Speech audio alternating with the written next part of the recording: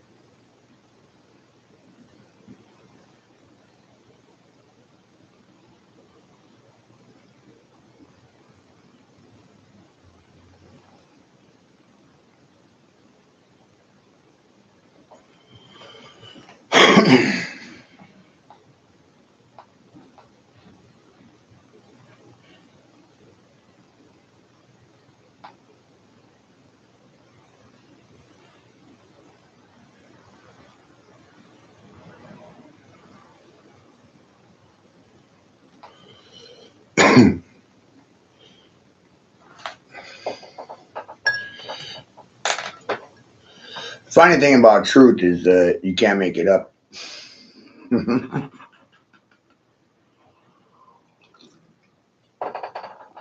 You can avoid it. You can hide from it. You can deny it.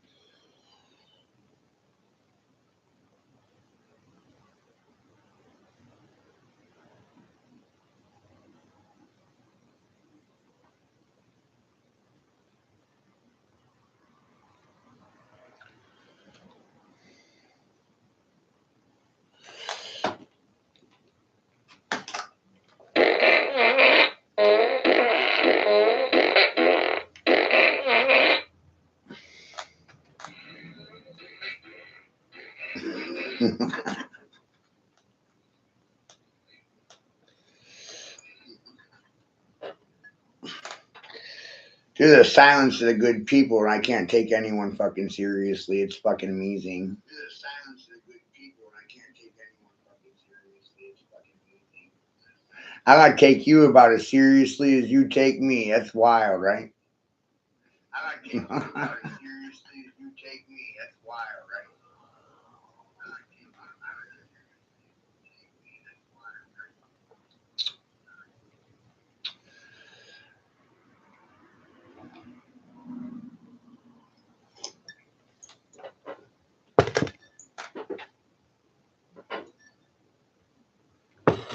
Ah.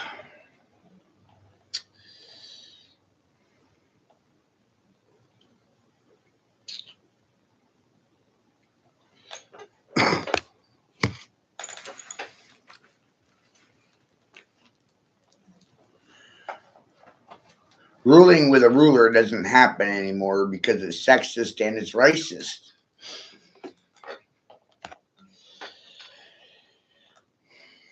Not amazing? Measuring actually became sexist and fucking racist. I think silence makes you a sexist and a racist, a hypocrite and a bigot.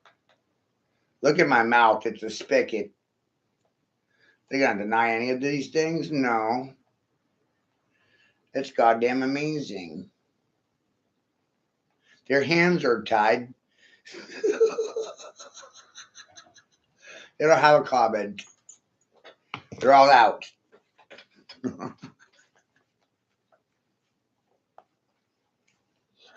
Said for a while, if you don't rule with a ruler, somebody will fucking rule over you.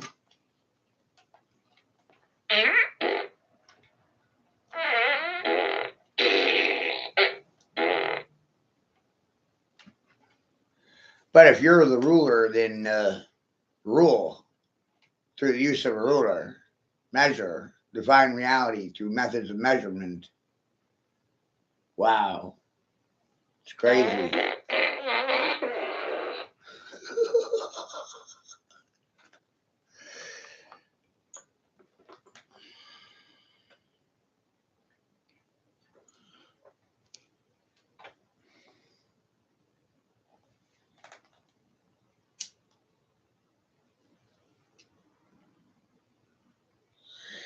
Me and my hat, rumpa-pum-pum, pum-pum-pum. No one knows what to think about Matt and the hat. Confused everybody. Because I'm really trying to fucking fit in, right? This is me going out of my way to fit in with you.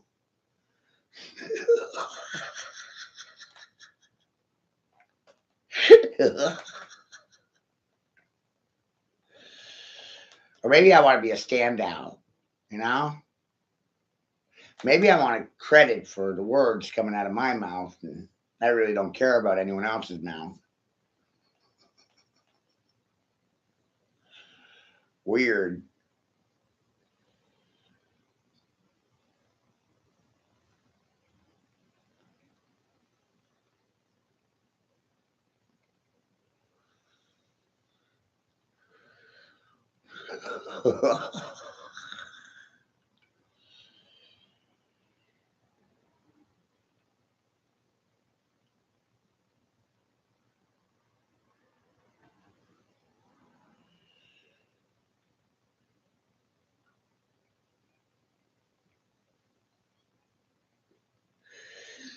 My hat has a tendency of sorting these good people out as soon as they show up.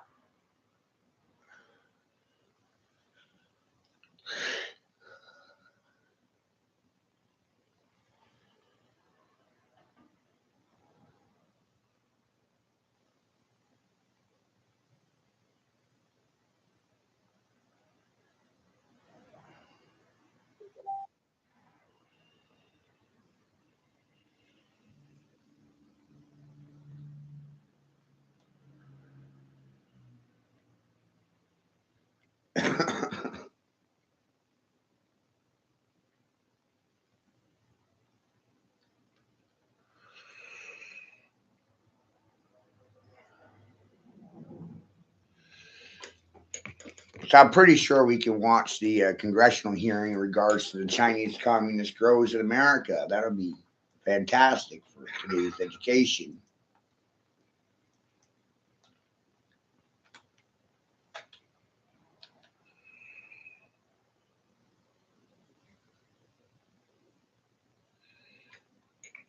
So I'm pretty sure we can watch the congressional hearing in regards to the Chinese communist growers in America. That'll be fantastic for today's education.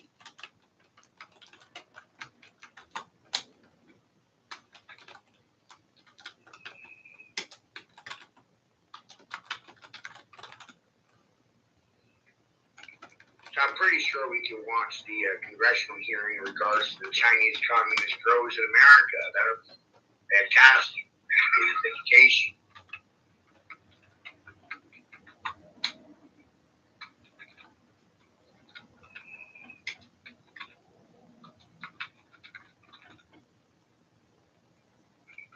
I'm pretty sure we can watch the congressional hearing in regards to the Chinese communist growers in America. That'll be fantastic for today's education.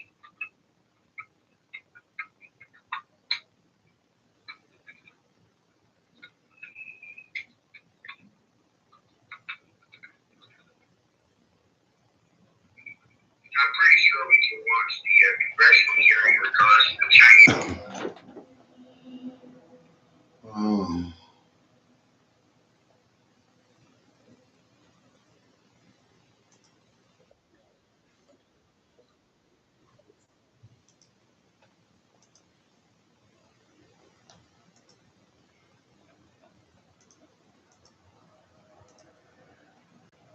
Investigations accountability under the broader Homeland Security Committee will come to order. The purpose of today's hearing is to examine how China is using illegal marijuana to build a criminal network across America.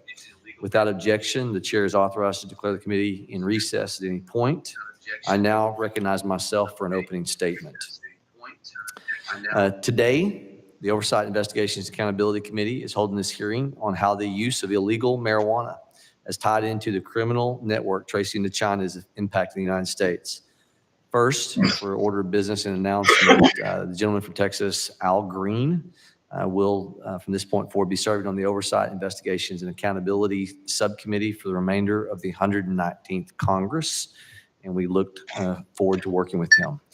We are here today to talk about an important issue, significant national security implications. This issue has been prevalent not just in Oklahoma, my home state, but in many other states, Maine, California, and all across our homeland.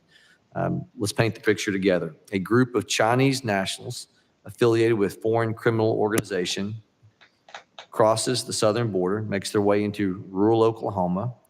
With them are workers who have been lured under the false promise of good jobs in the United States. Once in Oklahoma, these Chinese nationals approach a local resident with an offer they cannot refuse. They offer the resident several hundreds of thousands of dollars, purchasing, using their time, their identity to purchase a nearby tract of land. In return, the resident gets to keep a share of the money with no questions asked. The deal is quick and it's simple. In a matter of days, this newly purchased land becomes the site of a large-scale illegal marijuana grow operation. The workers find themselves forced to work 14-hour days under the watch of armed guards, all while being confined to small living quarters, minimal running water or air conditioning.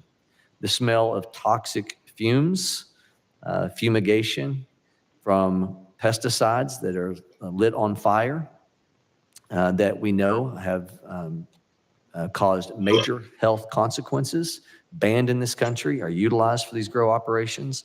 Hundreds of pounds of illegal contaminated marijuana is then produced, ends up in the hands of people all over the United States, from Oklahoma to New York. This is just one example of how Chinese grow operations come to operation in communities all across the country. Oklahoma has had thousands of these operations activate at one time. Sadly, as we'll learn today, this is only scratching the surface of what these Chinese affiliated criminal groups are doing. Many Chinese illegal operations serve as fronts for a wider criminal enterprise, including human and drug trafficking, prostitutions, weapons smuggling, and money laundering. And while the example I highlighted takes place in our home state of Oklahoma, similar patterns are repeated in other states like Maine, Massachusetts, California. In fact, there are thousands of these grow operations dispersed through our entire country, including tribal lands and national parks. We have a really excellent panel of expert witnesses before us today who are going to walk us through this issue and how it affects the Homeland Security posture. Specifically, I'd like to focus our conversation on the serious crimes taking place inside of these illegal grow sites, as well as how Chinese transnational criminal organizations, or TCOs, many with directly ties to the Chinese Communist Party, are setting up these sites all across the U.S. as they expand an underground criminal network in our backyard. We are holding this hearing today because we've enabled these foreign organizations with potential links to the CCP to build up a sophisticated network throughout the United States, which facilitates a wide range of other criminal activity and presents a national security threat. This is a convergence of organized crime, human drug trafficking, public health risks, all operating at scale and sophistication, crossing state, national lines beyond the normal capabilities of state and local law enforcement to combat. These agencies need the help of federal law enforcement to unravel these criminal networks. In fact, some of the foreign nationals running these grow operations are more heavily armed than local law enforcement. One of my field reps in Oklahoma heard from a journeyman electrician who was hired to do some work on a rural property. When he arrived at the site, he found what appeared to be a large foreign-run marijuana grow house, and he personally observed an armory of dozens of assault rifles and ammunition crates. This network must be uncovered and eliminated from our homeland.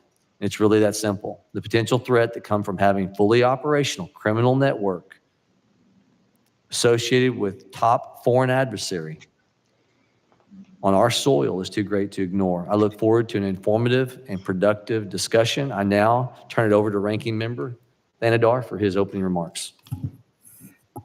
Good morning, and thank you, Chairman. And good morning to all of our witnesses here. I want to welcome my colleague, Congressman Al Green from Texas, on this committee, and look forward to his contribution to our proceedings here. Now, if you take a stroll through DC's neighborhoods, you're likely to encounter the National Guard planting flowers or picking up trash, and federal agents making traffic stops. This supposed crackdown on crime has also played out in Los Angeles, is unfolding in Chicago, soon coming to Memphis, and being threatened Thank you. by the vice president that they are Have a on great their day. way or coming to Detroit if needed. Trump's occupation of America's largest city is reducing the federal government's ability to pursue serious, complex crimes. HSI agents have paused pursuing human traffickers. DEA agents are not uncovering drug rings, and FBI agents stopping investigating financial fraud. Instead, they issue citations for open containers of alcohol. Good rising, Dave. We're discussing the criminal element in America and the Chinese Communist Party. Woo, woo, woo, woo. Right? And I'm a bad man. Fucking devil because I smoke cannabis and I grow it myself. Your fucking silence is goddamn disgrace. That's what I think. I said a lot of fucking shit and don't want to say nothing about it. That's goddamn amazing. You don't have any fucking pride in yourselves. That's fucking amazing.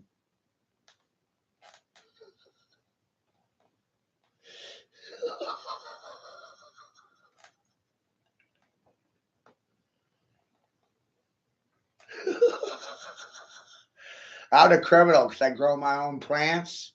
Then you got the Democrats crying about cannabis being the fucking devil's lettuce, right? But then it's the Democrats fucking trafficking it all over the goddamn country. Fare evasion and traffic offenses. The same federal agents who investigate money laundering. Yeah, it's legal in Maine.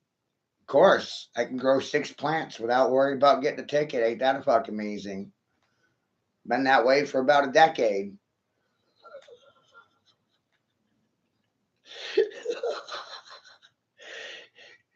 This is like the pot calling the kettle black. You know what I mean? Like, I'm the bad guy because I grow 6 plants in my backyard for my own consumption. It makes me a devil. No. This shit right here is goddamn disgusting. And organized crime are also being deployed to Home Depot parking lots to arrest migrants looking for work. This is a Homeland Security hearing that took place yesterday. So I'm hearing it for the first time with you, you know? But I'm already pretty fucking aware of all this shit. And I've probably known most of it since the early 90s. Who is investigating the thousands of illegal marijuana farms that currently exist in this country? And I'm not talking about someone who is growing a handful of pot plants consistent with their state's law and regulations. I'm referring to marijuana that is being grown by organized crime in our federal forest, business districts, and suburban neighborhoods, perhaps even at the house next door. I mean, Wire just got done doing a piece in regards to these organized criminals coming into Maine and buying dilapidated schools and government buildings. And you good people sit silent to the fucking shit while they grow this underground cannabis and they spray it with fentanyl and methamphetamines and traffic this dirty weed all over the country and cause what? You to get sick or strung out? Oh, it's a great idea. These illegal grow sites are run by Mexican cartels, Cuban drug traffickers, and increasingly Chinese organized crime. Just a few months ago, in my home state of Michigan, local law enforcement arrested 4 Chinese nationals after discovering over 5,000 marijuana plants worth around. He's only going to be a few minutes out of this whole thing, David. Just bear with him. He is the senator for Michigan. And I'm over here, like you, David, going, I can barely understand this guy. And I'm wondering how this guy wound up being a senator with that broken English.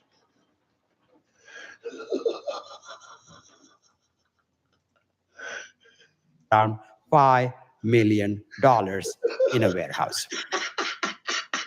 The billions of dollars in proceeds from illegal marijuana help finance China's Belt and Road initiatives, a plan to wrestle global influence away from the United States through foreign investment in developing nations that the Trump administration has cut aid to.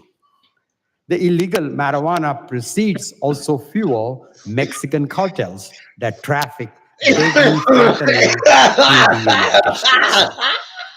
The marijuana black market is riddled with. Right? Why is he reading off of a scripture? If you know what you're talking about, you really don't need a fucking teleprompter. You're just going to speak, and whatever comes out of your mouth, that's, the proverbial truth, right? If they don't like it, well, go to fucking China. Human trafficking, human smuggling, and forced labor. All too often, migrants are lured to farm with the promise of decent work. Once they arrive, their identification is taken away, and they are forced to work 16 hours a day and live in substandard conditions. Yeah, Illegal marijuana cultivation. For me right now, right? Right? Remember, I'm the devil. I'm the bad guy. Silence makes you good. That's what I learned from these good people. Silence makes you good. Makes you obedient.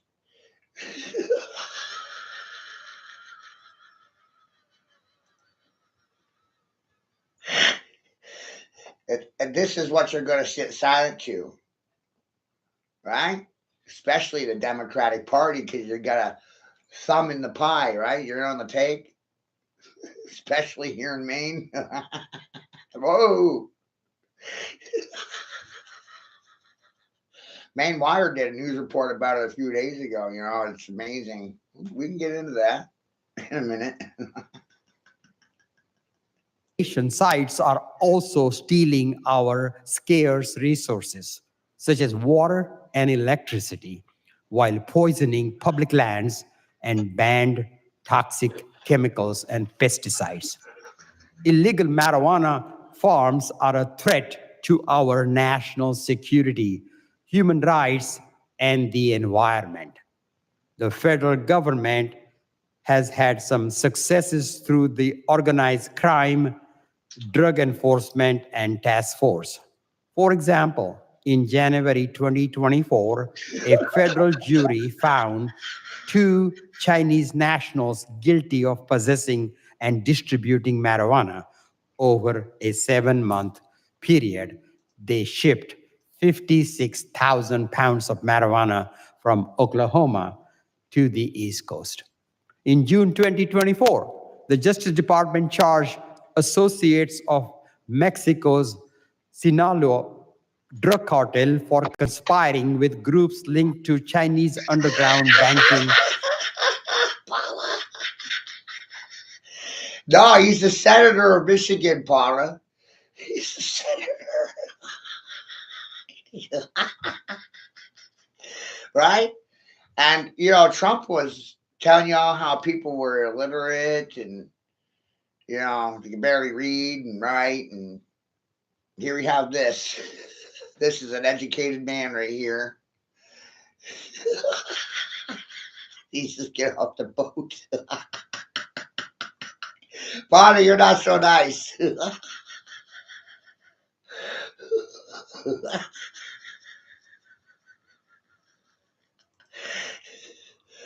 To launder almost done. drug trafficking proceeds. I think it's Despite these wins and others, the Trump administration has proposed This whole eliminating thing's funding interesting, I'm for sure. the OCDETF. I am leery that OCDETF is being replaced with Homeland Security Task Force that will further elevate immigration enforcement at the expense of other law enforcement missions. But he is right. These underground cannabis growers are a threat to national security. It allows for these cartels to come in here and essentially buy the country right from under your feet. Right? It's amazing. They come in here with slave labor forces and grow cannabis and then spray it with fentanyl and heroin, and it's called dirty marijuana. I have a tendency of protecting my fucking people from it, unlike Governor Mills. You silent niggers sure as fuck don't impress me much.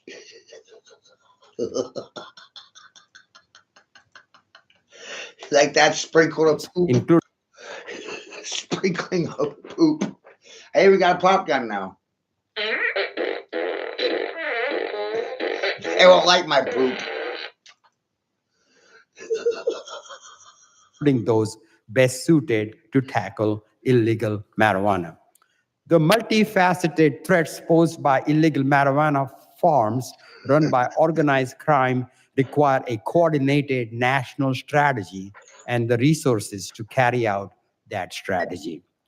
I look forward to hearing from today's witnesses about the resources required of the federal government to snuff our illegal marijuana.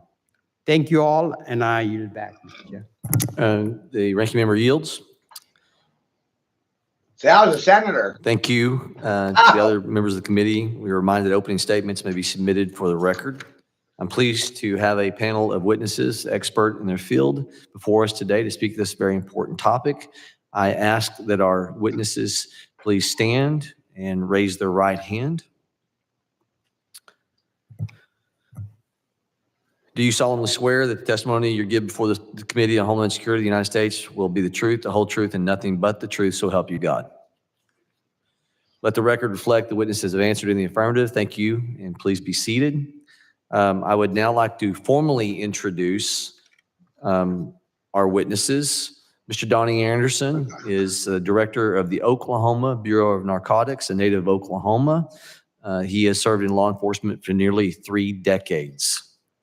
Mr. Paul Larkin is a senior legal research fellow at the Heritage Foundation. He has worked in the federal government at the Department of Justice and the EPA's Criminal Investigative Division, as well as the private sector as a public policy researcher. And our third witness, Mr. Chris Urban, is a managing director of Nardello & Company, a global investigations consulting firm, and previously served as a special agent, senior official at the Drug Enforcement Administration for 24 years. Thank you to all the witnesses for being here today. I now recognize Director Anderson for 5 minutes for his opening statement, and I think that you traveled the longest from Oklahoma, Mr. Anderson, to be here. Thank you for being here. Thank you, Mr. Chairman, ranking members, and members of the committee for inviting me to participate in today's hearings and your interest in Chinese-owned marijuana Who's fucking laughing is not now? of only a public safety interest, but also the interest of America's national security. My name is Donnie Anderson. I am the director of the Oklahoma Bureau of Narcotics. I've dedicated over 34 years of my life to public safety and drug enforcement in the state of Oklahoma. I can say without hesitation that the impact of black market marijuana in Oklahoma is unlike anything I've ever encountered in my career. What is even more alarming is the growing influence and involvement of the Chinese Communist Party in this illicit industry. Please understand that what I share today represents only a fraction of the broader threat we face. Several investigations remain open. I am unable to comment on them further without jeopardizing the integrity, endangering the brave men and women at the Bureau who are investigating these cases, or violating the laws to prohibit disclosure of active investigations. In 2018, Oklahoma voters approved medical marijuana State Question 788, drafted by marijuana advocates. Unfortunately, the law imposed no limits on the number of grow operations or the quantity of plants each could cultivate. This lack of regulation has led to a staggering oversupply. Between March of 2024 to March of 2025, licensed grow sites reported 87,210,960 plants in the state of Oklahoma, yet dispensaries sold just a little over 1.6 million pounds of marijuana in a dispensary. Remember, they're upset that they didn't make enough money.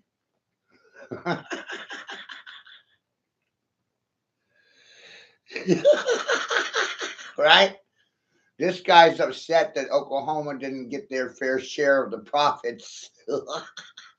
That one plant typically yields 1 pound of processed marijuana, Right. over 85 They make million enough money plants off are of it. unaccounted for, representing an estimated $153 billion in missing product and proceeds. To put this in perspective, as of September 9th, 2025, Oklahoma has 324,850 licensed medical marijuana patients. The scale of unreported inventory is deeply troubling, especially considering the black market producers routinely underreport their plant count. Oklahoma's medical marijuana framework has inadvertently opened the door to international organized crime. Criminal actors exploit the system to produce high-potency marijuana for black market distribution, fueling what is now estimated to be $153 billion. Remember, they're discussing Oklahoma because it's essentially the center of the country. It's right in the middle, you know. This goes west, it goes east, it goes north, it goes south. This dirty cannabis winds up in your fucking backyard because of your governor. Illicit industry. A particular concern is the high prevalence of Chinese nationals involved in these operations. Their presence has a profound effect on both our state and national security. Consider the following examples. In 2022, 4 Chinese nationals were executed in an illegal marijuana farm near Hennessy, Oklahoma. A 5th individual was seriously injured. The operation used a fraudulent license obtained via a straw ownership. April of 2024, law enforcement arrested multiple suspects in connection with a robbery and homicide at a grow site in Okfuskee County in Oklahoma. The victim, 53-year-old Harry Dam, was fatally shot. July of 2025, a Canadian national was found murdered execution style at a grow operation near Lake Thunderbird, just east of Norman, Oklahoma. The death is believed to be the result of a targeted robbery. The investigation remains ongoing currently. These incidents are just a few among many. Beyond these murders, state authorities have documented a sharp rise in violent crime linked to black market marijuana operations masquerading as legal enterprises. The Oklahoma Bureau of Narcotics reports associated crimes including human and sex trafficking, money laundering, illegal gambling, extortion, theft of water and electricity. Our agency currently employs 1 Mandarin-speaking agent. However, this is insufficient when suspects communicate in Cantonese and Fujianese, languages that Mandarin speakers cannot reliably translate. Compounding this issue is the widespread use of WeChat, a Chinese-owned platform used for both communication and financial transactions. Because WeChat is based in mainland China encrypted, U.S. law enforcement cannot serve legal process or conduct electronic surveillance as we would with domestic platforms. These apps fall outside the scope of the Communication Act of 1996 and Electronic Communications Privacy Act of 1986, making them a major obstacle in our investigations. Oklahoma law requires marijuana business owners to be state residents with at least 2 years of residency. Yet nearly all Chinese-operated grows circumvent this requirement through fraud and straw ownership. In one instance, a single Oklahoman was listed as the owner of approximately 300 marijuana farms in Oklahoma. This widespread fraud is facilitated by consulting firms, real estate agents, and attorneys who help establish these shell operations. Alarmingly, many of these grows are located near critical infrastructure, including military bases and pipelines.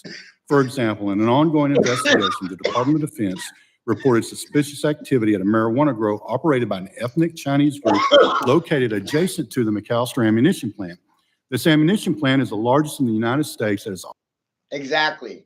And while we're listening to this too, here's something for all you good people to think about.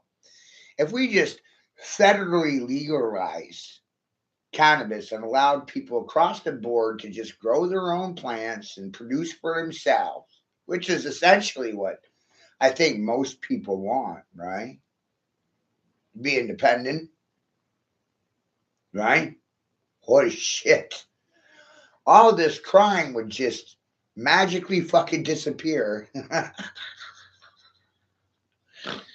The only reason it occurs is because of the law. So that's you guys kind of fucking shoot yourself in the goddamn foot. also responsible for manufacturing the Moab massive ordnance air blast bomb and houses close to the third of the department. It maintains a third of the Department of Defense's munitions stockpile. That's where it's at in McAllister, Oklahoma. This is no doubt the Chinese government has shown interest in Oklahoma's marijuana authority. We have Historically, prohibition never works in regards to anything. Gun, not going to work, not working. So you got to change your thinking. Prohibition of alcohol didn't work. No, we're all drinking alcohol. Call the Philippines and tell them that the war on drugs is over. Drugs won. And these Democrats don't want to fucking talk about it. And most Democrats are government employees too. It's goddamn amazing. Your silence sure as fuck doesn't impress me. documented financial transfers to the Bank of China and connections to businesses owned by the Chinese government. These concerns have amplified by recent reports of CCP activity in operations like Salt Typhoon, which my agency was directly affected. Regardless of property ownership, it is my belief that the CCP maintains access to these sites, particularly through its known practices of controlling expatriates via so-called police stations. Thank you for your time and attention to this critical issue. I'm available to answer any questions you may have or to provide additional information as needed. Thank you, Mr. Anderson. I now recognize Director Larkin for 5 minutes for his opening statement. For 60 years, one of the primary arguments made in favor of the legalization of cannabis is that it will eliminate the black market. Holy The shit, I rationale already given said was that it. people would prefer to avoid criminal prosecution for using cannabis, and they would like to purchase it from a store with a quality reputation and a quality product. Over the last 5 to 10 years, we now know that that argument is a fugazi. The black market has not disappeared, even though a majority of states in the United States now have approved either medical or recreational use marijuana programs. In fact, the problem that you have taken up is a matter not just of public health, which is the way cannabis issues are normally thought of. It's a matter of domestic or homeland and national security. Why? The businesses that we see across the nation selling cannabis for medical or recreational purposes are not run by 50s era beatniks or 60s era hippies. They are run by Chinese organized crime with the tacit knowledge and acquiescence by the People's Republic of China and the Chinese Communist Party, two entities that are sworn enemies of the United States. That raises a clear homeland and national security aspect of this problem that has been under-discussed in all the debates over cannabis legalization. This is a serious problem. According to the Whitney Economics Organization, the cannabis market is a $100 billion industry. 75% of it is the illegal market, and 2/3 of the cannabis sold in the United States is grown domestically. So we're talking not just about somebody who is growing 5 plants in a home in connection with, and as authorized by a state law. We're talking about people growing massive quantities who are part of an organization that has nothing but the worst interests of people in our neighborhoods in mind. I mean, the existence of this black market is recognized by numerous parties. Senator Joni Ernst and 49 other members of Congress sent a letter to then Attorney General Merrick Garland asking him to look into this. There have been Oh, numerous China. other organizations and think tanks that have written about it. And there are Hey, buku China. media stories China. written, Let's call print. China. Hello, China. Yes. Can you explain to me why the Democrats don't have any responses when it comes to your relationships with the Democratic Party? Oh, yes. They have to consult with us first before they can publicly.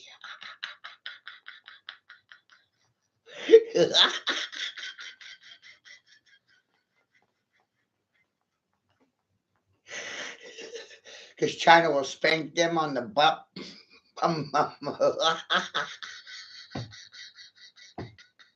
God, China.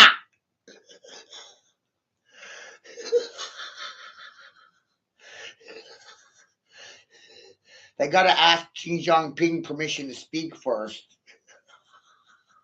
Or in the TV media on this.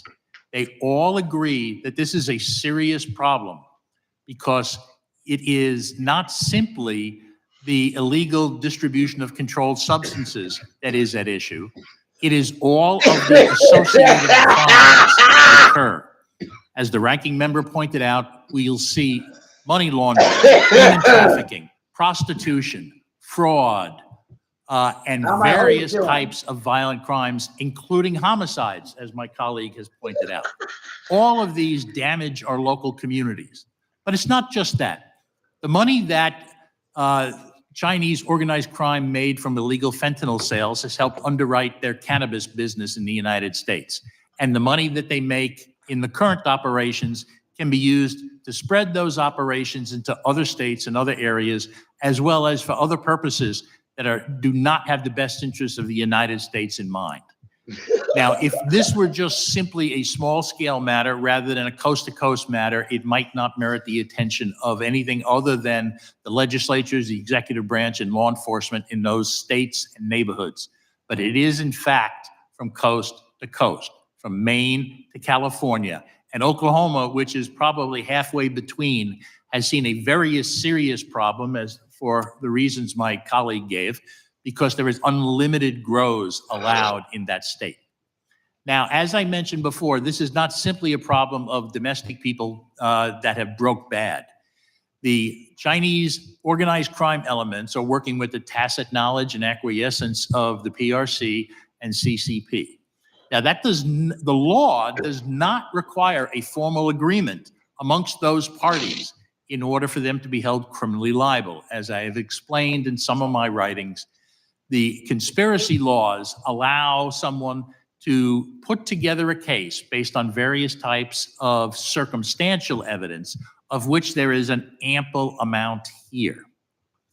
What we have is a national problem involving a drug that, unfortunately, is seen as being milder in some ways than others. And pharmacologically, in many respects, it is.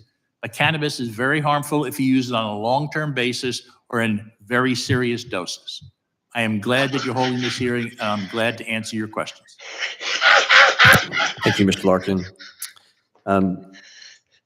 For the record, I've already smoked 2 cannabis doobies during this life. I'm going in for my third, people. Dangerous amount.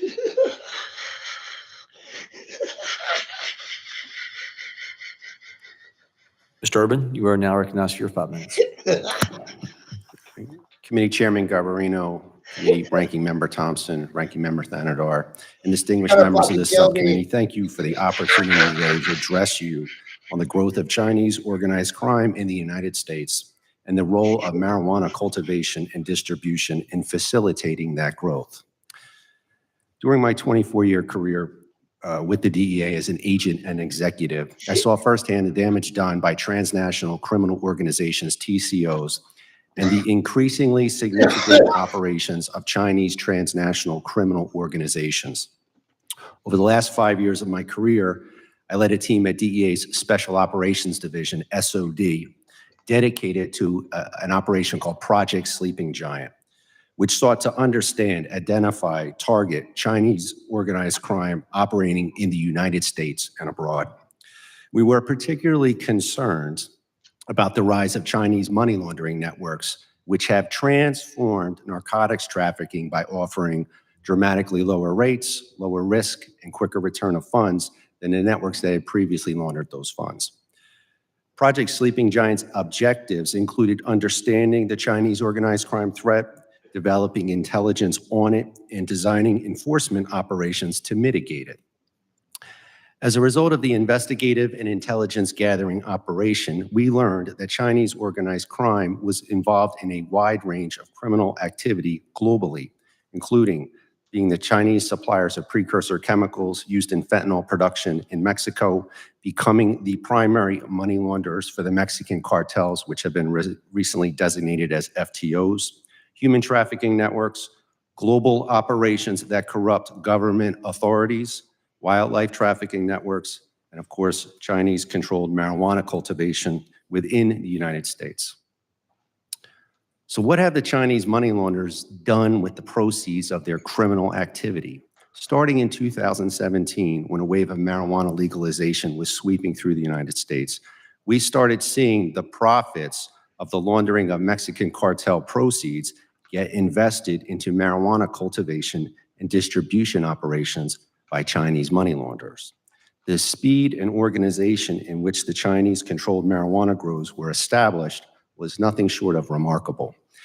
As the Chinese money launderers provided the funding for the grows, trafficked Chinese citizens into the United States to live at the grow locations, tending to the plants on a 24/7 basis. They then trafficked the marijuana to cities for sale. All of this happened seamlessly. It was extremely well organized because it was being managed by Chinese organized crime and Chinese money launderers at the leadership and command and control level. What is the best way to combat the threat? First, there is a critical need for local, state, and federal officials to recognize that activities including Chinese marijuana grows and distribution operations are not just weed cases. They are harmful in and of themselves, and they also help fuel Chinese money launderers and organized crime-linked activity, such as human trafficking, fentanyl distribution, and other dangerous, harmful activities. These cases should be prioritized as they are linked to the larger criminal networks. State and local governments individually do not have the necessary resources and authorities to attack and dismantle Chinese marijuana trafficking networks. State and local governments typically lack the subject matter experts, language skills, data scientists, confidential sources, and other law enforcement capabilities that are needed to address the threat. Federal funding, coordination, and authority combined with state and local resources, intelligence, and their authorities is desperately needed. It is essential to use the federal racketeering, money laundering, continuing criminal enterprise prosecutions to target the leadership and command and control levels of these operations, similar to what we did in the late 80s and 90s against Italian organized crime. For organized crime leaders, Chinese organized crime leaders need to understand that the federal government will aggressively target them with severe consequences. Using other federal authorities to target the related crimes such as human trafficking, money laundering, tax evasion, mortgage fraud, as well as state and local laws and regulations governing the cultivation operations themselves and those governing land, power use, and water violations will have a material impact. Lastly, even at the federal level, specialized task forces are needed to effectively target Chinese money launderers, Chinese organized crime engaged in marijuana trafficking activity.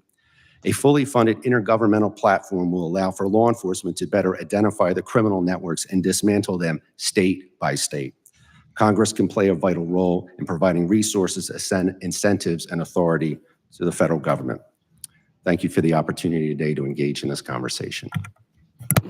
Thank you, Mr. Urban. Members will be recognized by seniority. 5 minutes of questioning. Additional rounds of questioning may be called after all members have had the opportunity. I now recognize myself for 5 minutes of questioning. Director Anderson, can you describe how Oklahoma has become a hotbed for illegal marijuana grow operations? And can you put that in the context as it is compared against the other 49 states? Well, what happened with Oklahoma was, one, Oklahoma is a very rural state, has a lack of resources when it comes to public safety. We also have very cheap farmland. We also have the most liberal marijuana laws in the union.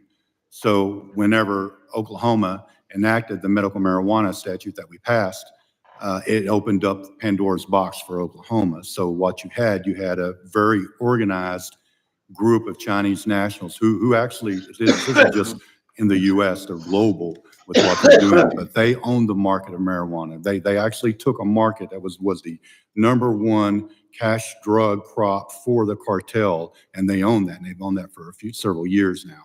They moved those operations because of crackdowns that were going on in New Mexico and California to Oklahoma. One, because it is rural. Two, the land is very, very cheap.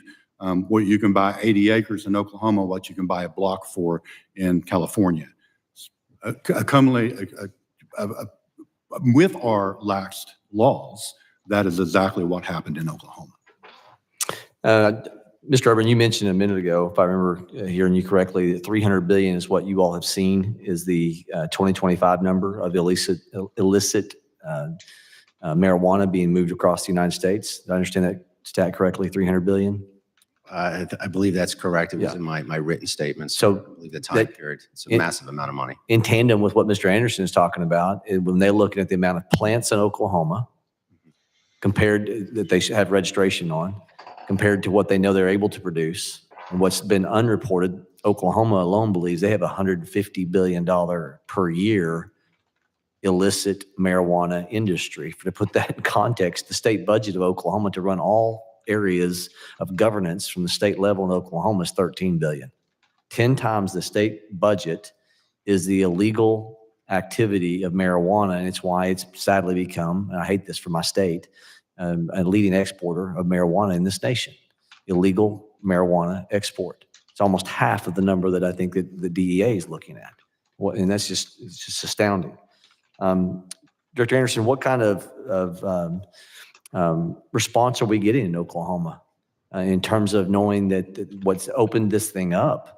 What do you think that it's going to take for the average person in Oklahoma to realize this is such a problem and that this is not something that we can, as you cite the homicides at Hennessy, we've got McAllister Army Ammunition Plant, that there's some activity adjacent to it, where 1/3 of all munitions for this country come for in McAllister, Oklahoma, the congressional district that I represent, munitions for our national defense, and Chinese nationalists adjacent to it, there's some concern about illicit activity. What is it going to take for Oklahoma, for the grassroots that ultimately manifests itself, where the legislature then makes some changes?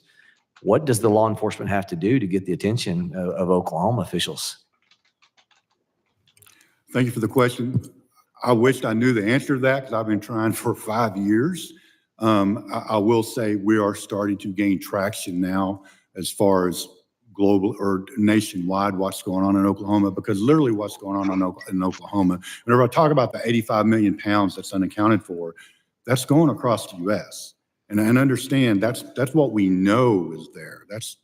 There's no telling how much that really is, because if we know there's 85 million unaccounted for, is there another 85 million or 100 billion that we don't know about?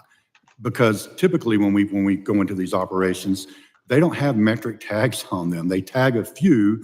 You may have 30,000 plants, and they may have 1,000 of those tagged. So there's a lot more that's not tagged than there is tagged. But I do think we're making some headway as far as letting people know what's going on. And for me, this isn't about, I want to be very clear, this isn't just about marijuana. I'm not talking about mom or pop operations or even about people who utilize marijuana for whatever medical purpose they use it for. I'm talking about real organized transnational criminals who do not have our best interest at heart. When I say our best interest, I'm talking about the American people as a whole. So that is my biggest concern with what's going on with this whole catastrophe in Oklahoma. Or for his 5 minutes of questions. Thank you, Chairman.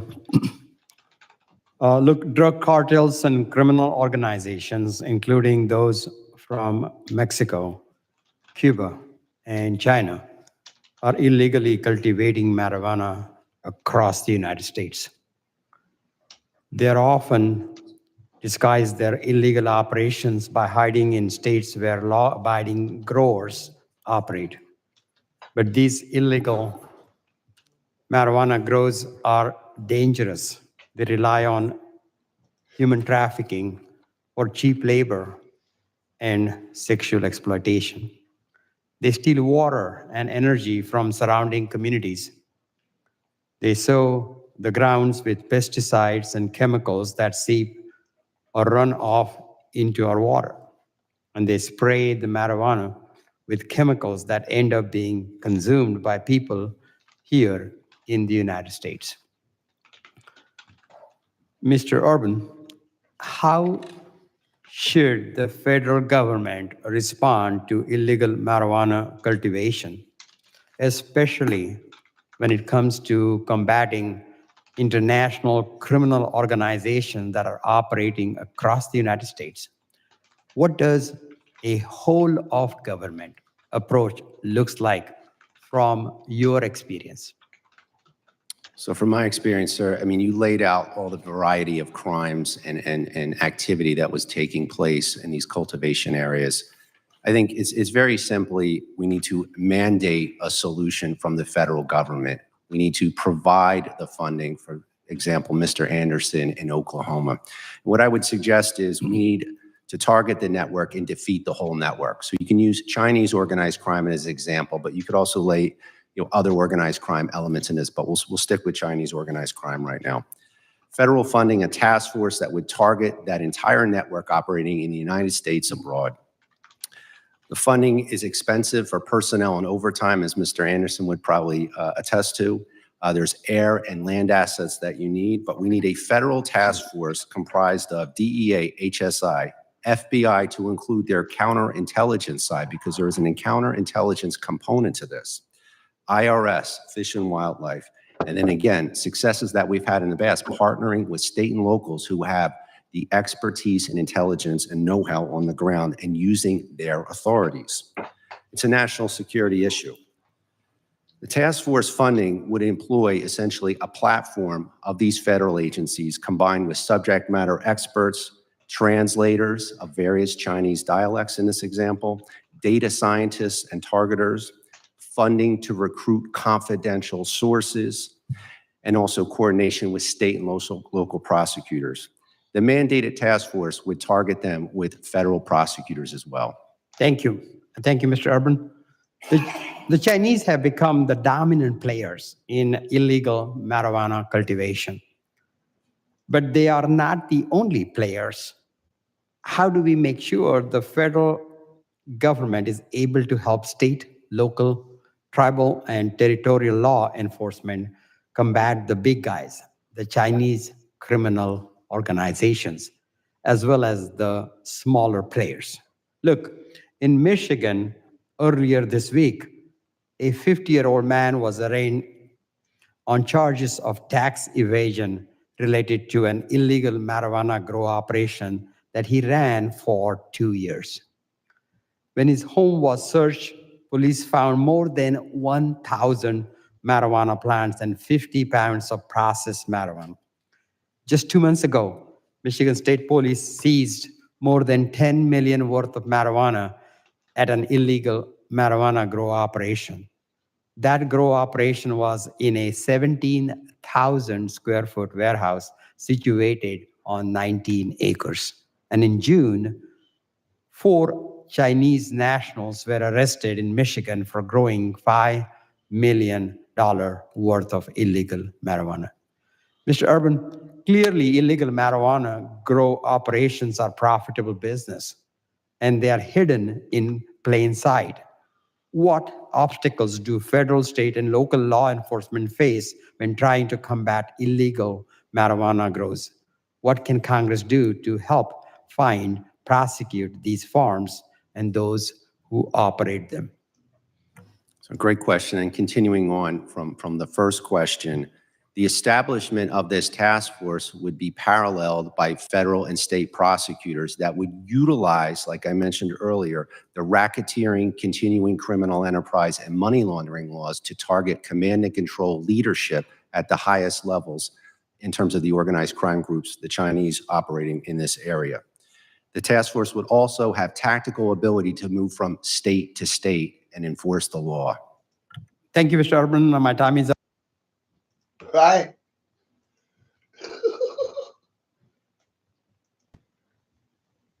Steve Robinson, one of the last independent journalists in the state of Maine. And he told us a story that stunned us. It's about the Chinese takeover, the takeover by Chinese drug cartels of the largest state in the Northeast. It's a story about what happens when immigration laws are ignored, when state and local governments fail to do their duty.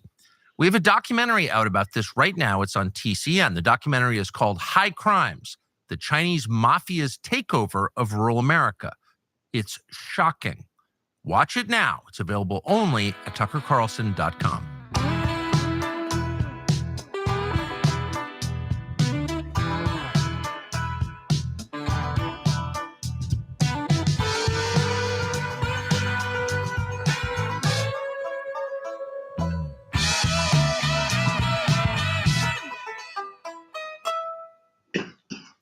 Thank you for doing this.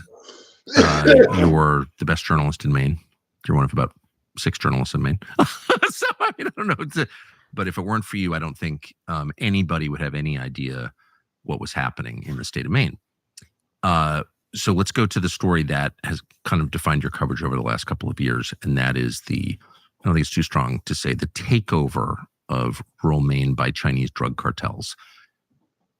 I'll just stand back and let you describe the scale of this and what it is.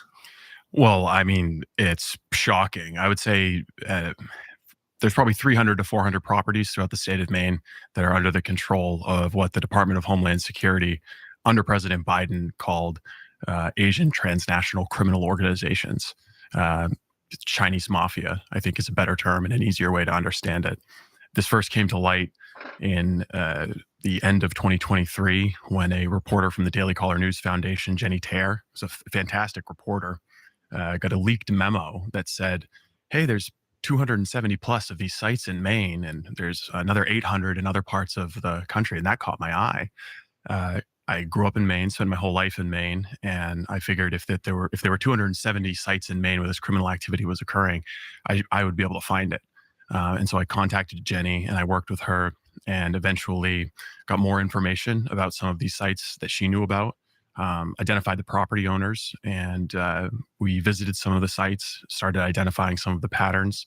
And I basically looked at every mortgage record for the past 6 or 7 years in every county in the state of Maine, and all the electrical records for electrical upgrades for commercial grade power, which is required for these marijuana grows, some other financial records and mortgage documents, and was able to identify well over 300 Chinese marijuana grows, unlicensed, operating in the state of Maine, just from looking at records and piecing the puzzle together, and then decided I need to go visit them to see what the story is and to confirm it.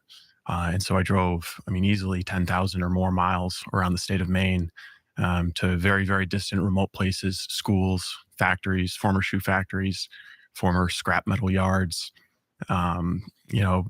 There's The detritus of the industrial economy. There's one of these next to my high school basketball coach's house, one of these next to, the guy who ended up marrying my high school girlfriend. He's got a Chinese marijuana grow next to him. There's a Chinese marijuana grow next to the first place that I got drunk with my high school friends. There's a Chinese marijuana grow on my camp road that has since been busted. There's a Chinese marijuana grow on my dad's road in St. Albans. They're everywhere. They're in former schools, former nursing homes. And we were able to find them. It was easy to find. And it turned out that one of the first things I would do when I showed up and scoped something out, you can smell it. You can see the upgraded electrical work. You can see the license plate out front from New York City. And you go and you talk with the neighbors, and the neighbors, you just knock on the door and say, hey, I'd like to talk to you about your neighbors. And they kind of get this look in their eye, like, finally somebody wants to come, hear what we've been going through and what we've been seeing. And they're eager to share their story.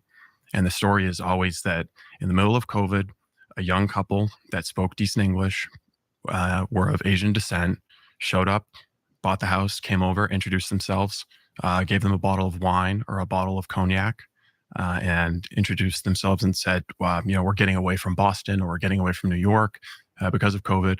And, this is just going to be our family getaway. And then they never saw that couple again.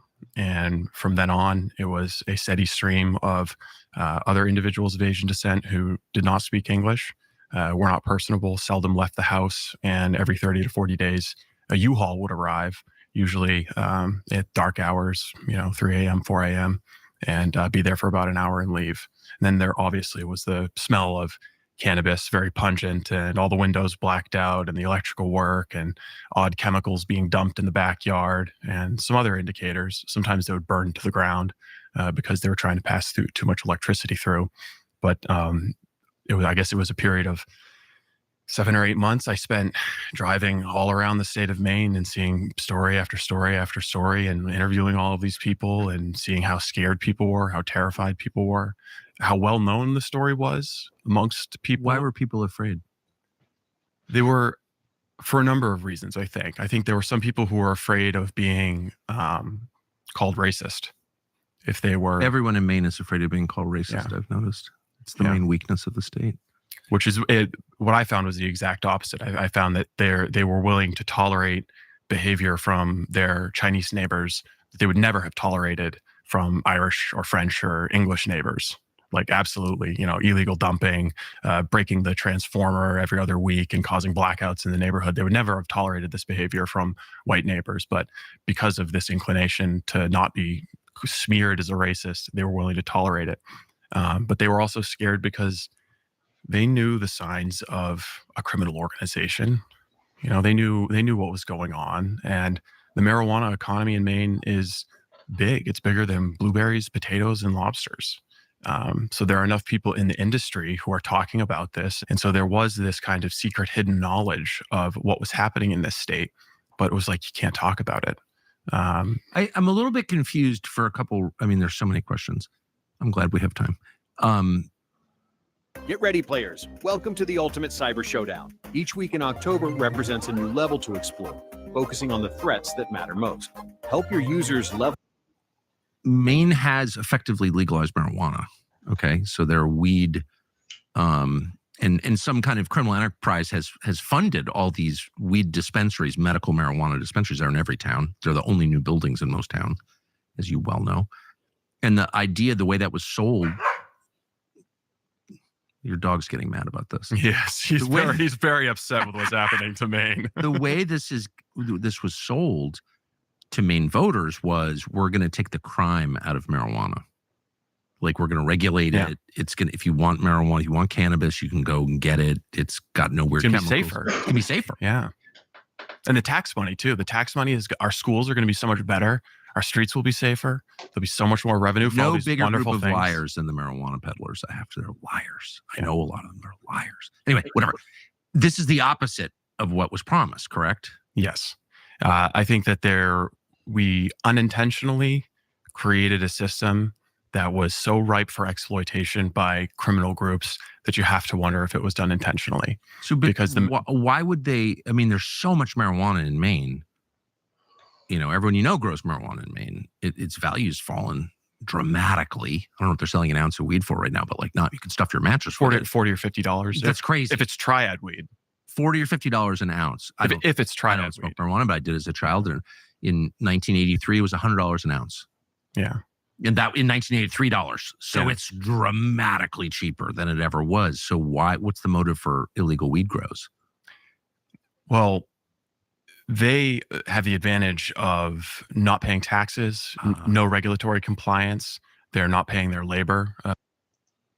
Oh, need a break. Warning, we checked the video and you're bit of pause. Yeah, no, this was a really good interview. I already watched it before. Let's take it down for a second.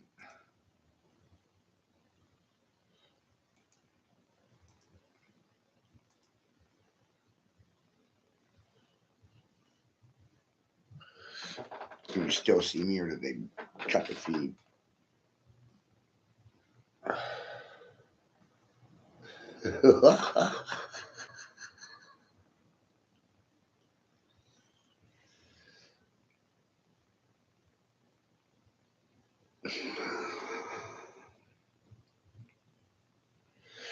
Right?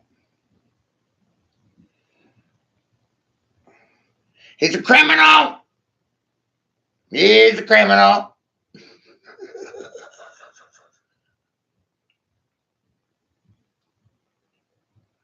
Criminal. Criminal.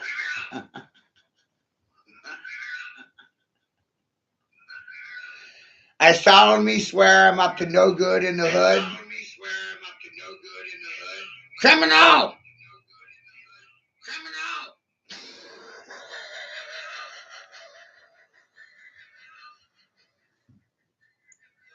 Hi, good peoples.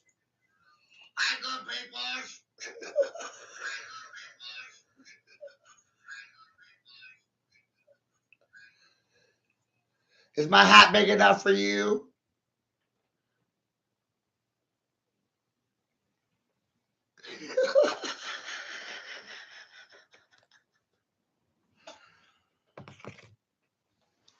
I paid $3 for it, okay?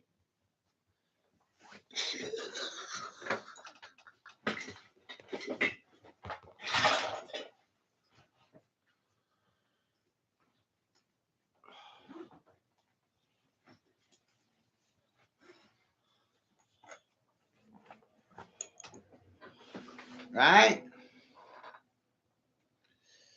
So that's you really should watch that High Crimes, the Chinese Mafia takeover of rural America. It's really fucking fabulous.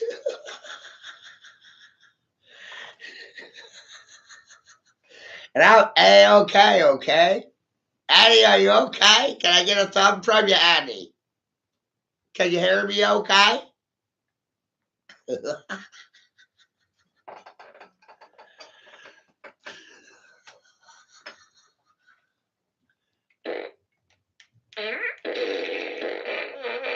You know, most Mainers fucking love me and my toilet humor. Because I run around and just, you're all full of shit.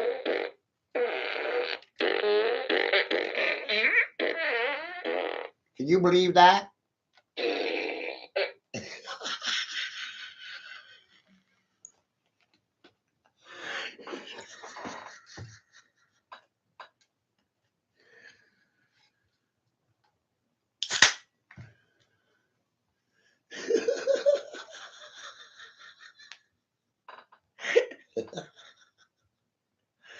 Right?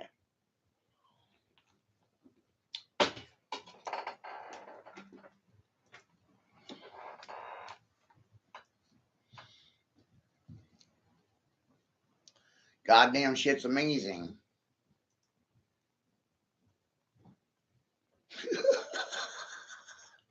Guess who the fucking mentally impaired one is?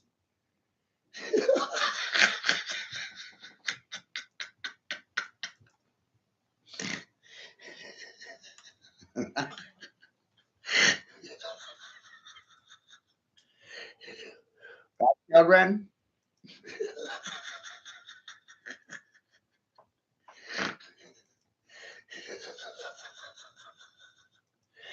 I keep telling these people, I said, just play fool.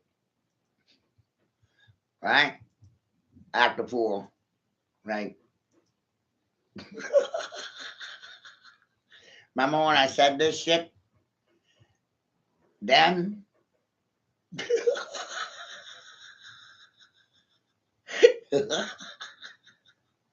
Right?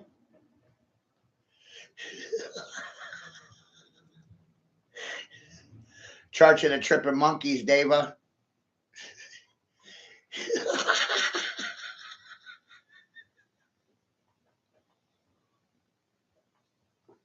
Yeah, I'm everywhere. I'm like a hemorrhoid up your ass. You wouldn't even know it. And the signs are everywhere.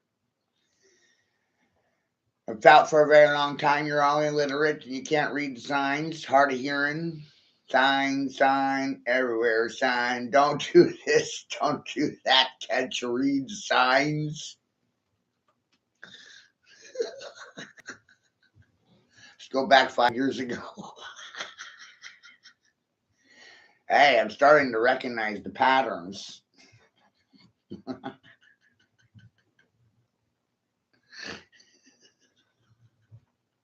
They're ridiculous.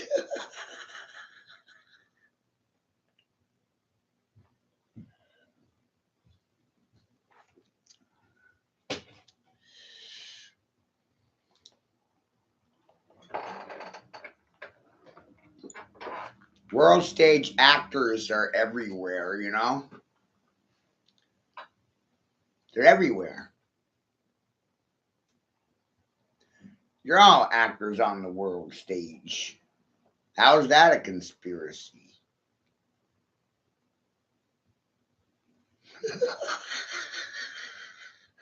Right?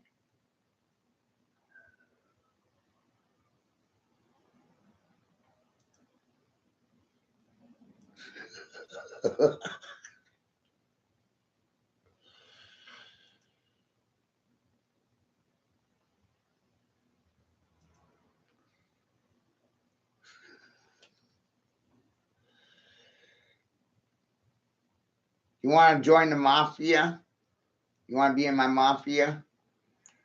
Matthews Mafia? Eminem?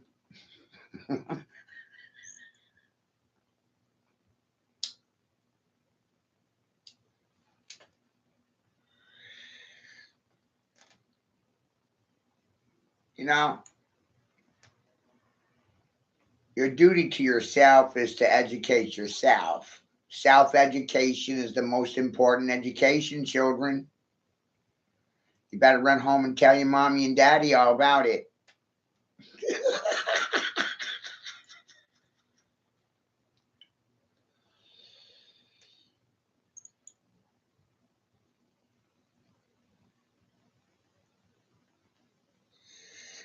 We got lots and lots of things to discuss over here.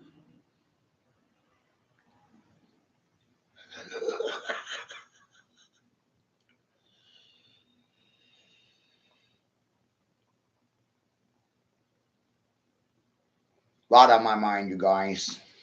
Holy shit. Who's responsible for any of this madness? Me? It's my fault. I did this to you. Or is it more like you did this to me? Isn't it more like that?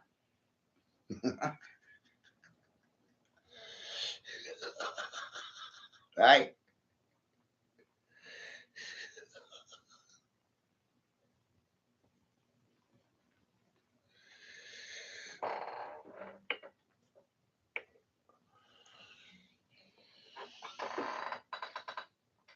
I'm going to re-loop this back into Facebook land later, right? We're having a pretty good discussion right now is what I'm thinking, right? Look at the resultant reactions from the words that came out of my mouth. The sound of silence.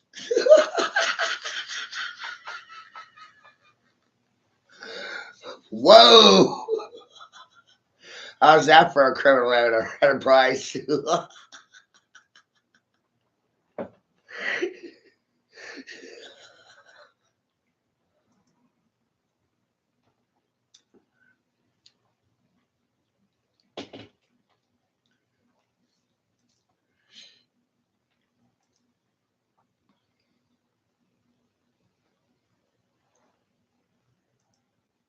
Right? Got some hot tips for you today, Peanuts. They're not going to like my nuts after today. Want to bet on it?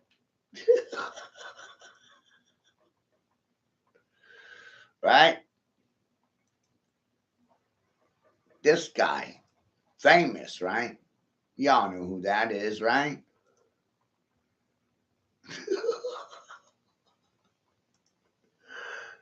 Right? Y'all know who that is. I don't need to tell you who that is. You know who that is, right? Mommy, I got a new bag of tricks for you.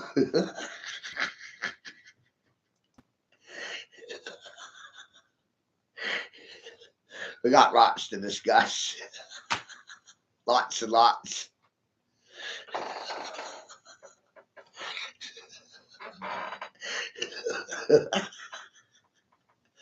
I try to figure out how I'm supposed to take any one of you fucking seriously.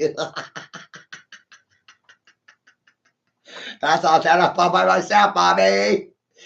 Where's the daddies at?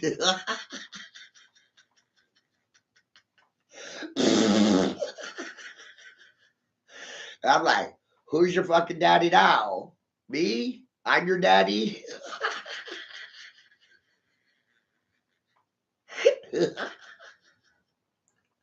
What a fucking situation you're facing, right? Whoa.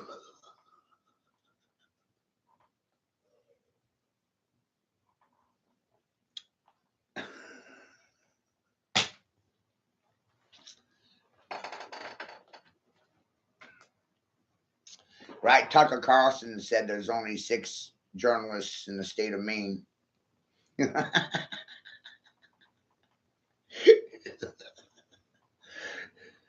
I think there's only one observer in the state of Maine.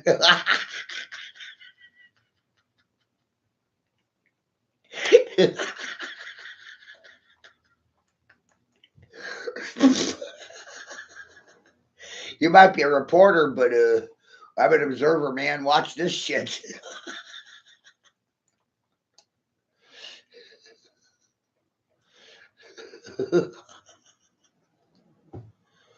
It's like I make things up for myself, you know?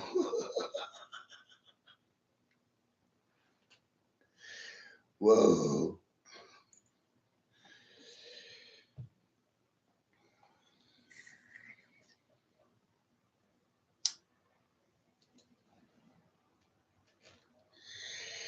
And then, you guys, it turns out Disney's packing up and leaving the country.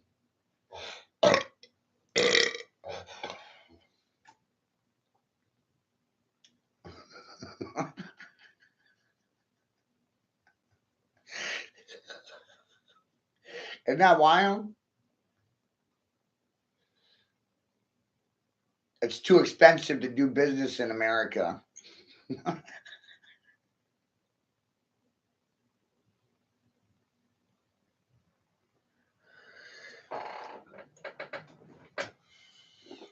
Just heard about that yesterday. Like, that's fucking funny. One of the wealthiest companies in the world, and it's too expensive to do business here. Where are you moving to? Guam? A non-extraditable country, right? You're going somewhere other than here because, what? People are waking up to the shenanigans?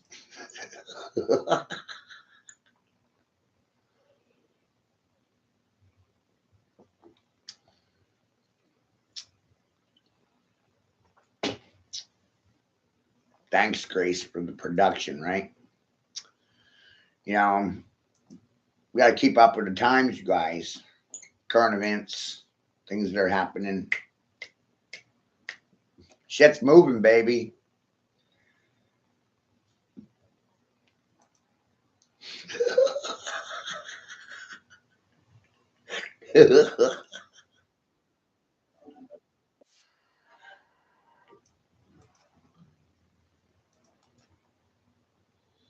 Welcome to a smoke session, right? Yep.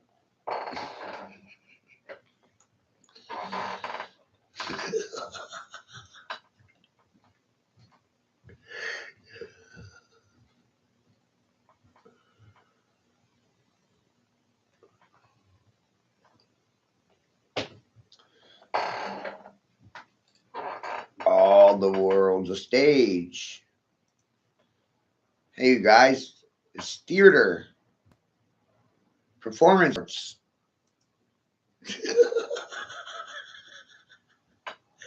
Arts and crafts.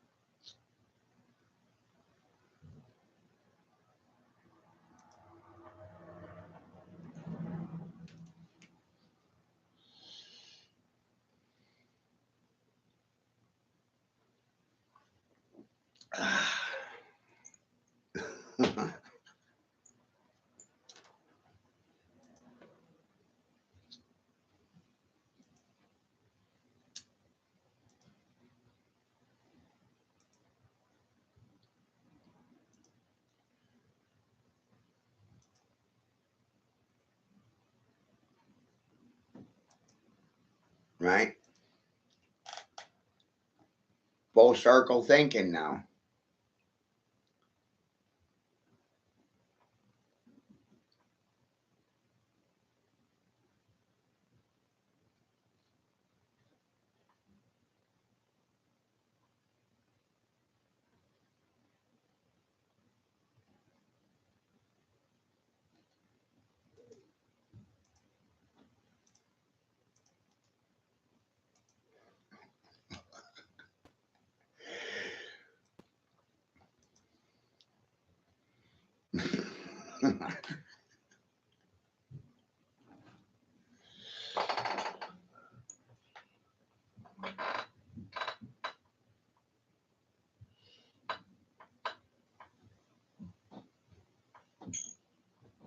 It's like the stuff just comes to me from nowhere, you know?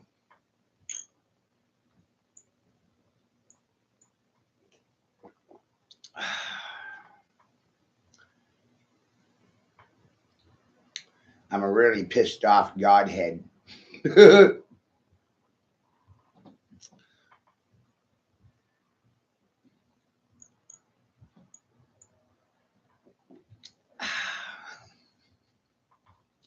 You can call me the Joker or the fucking fool.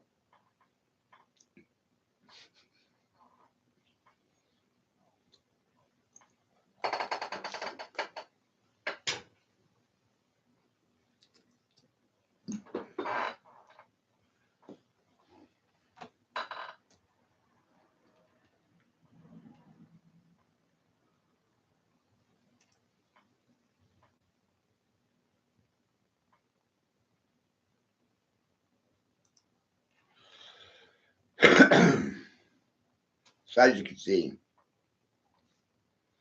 I have a lot on my mind.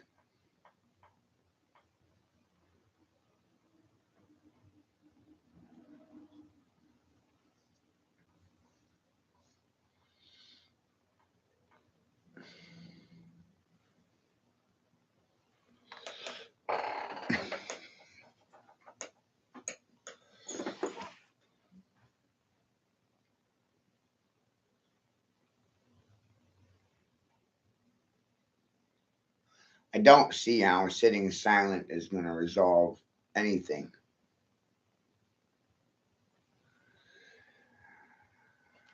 When you solve the mystery of Babylon for yourself, you become it.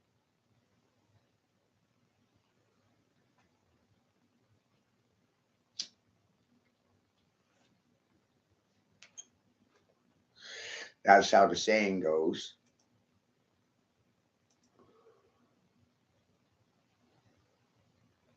You become its gatekeeper.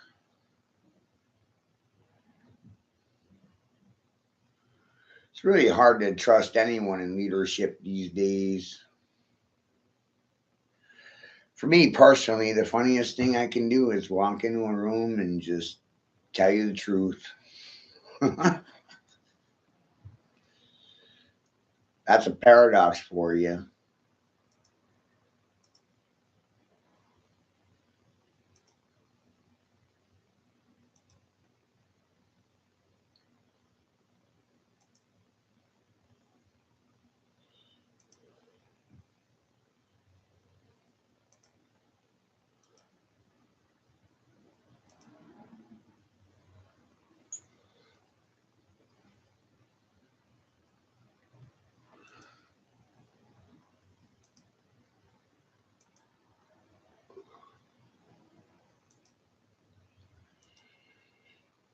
So I'm a conspiracy theorist with a theory of my own, everybody. Silence is why these things continue. Silence allows for degradation, regression, lack of speech.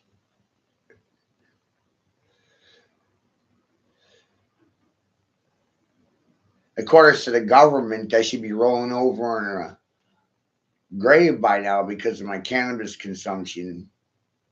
It's detrimental to my health.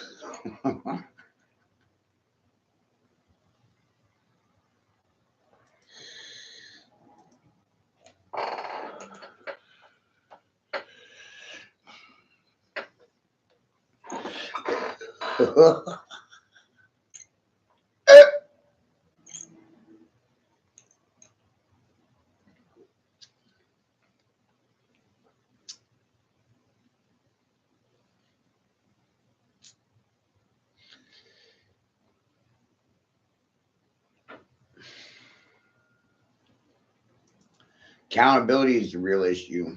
There isn't any. Everybody covers everybody's butt, and there's no accountability with anybody. Can't take anybody seriously. Trust in me. Trust in me. Oh my God, trust in me. No, it's the silliest thing ever. I trust me. Can't trust other than me.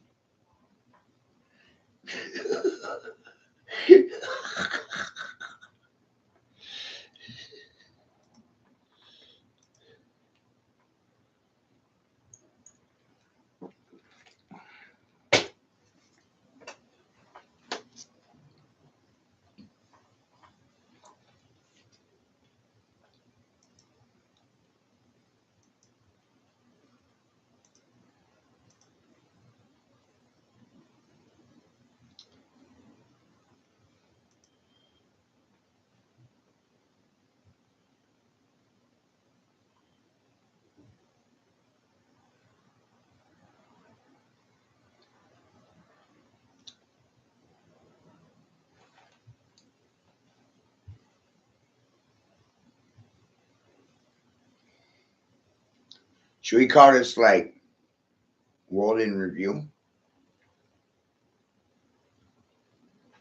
All right.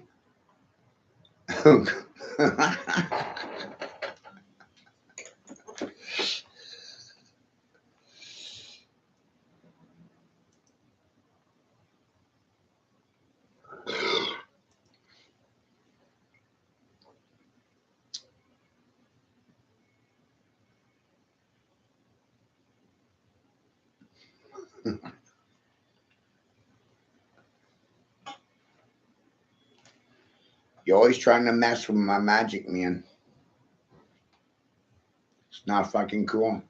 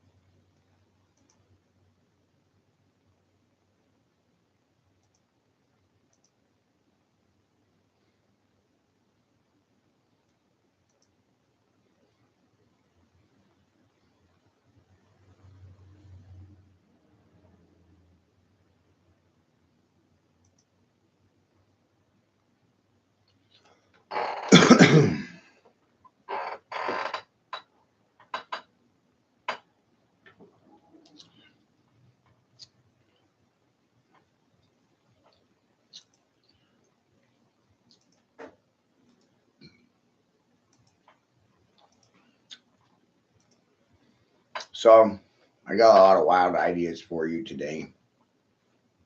I sure do.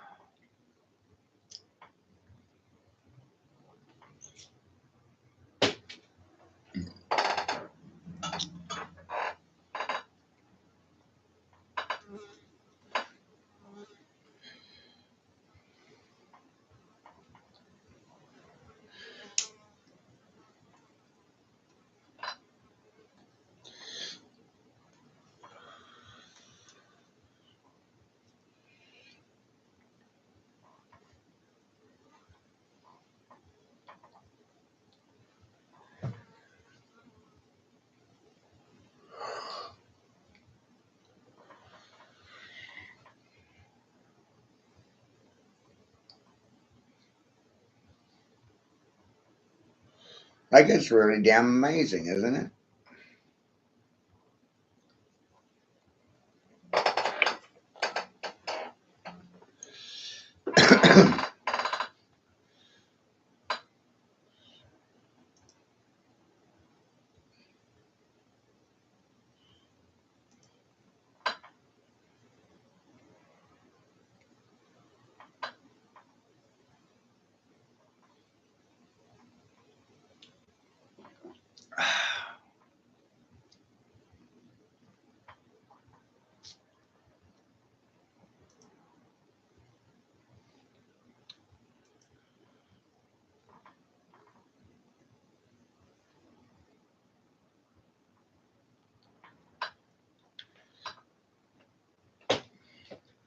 I'm in the middle of a work of art right now.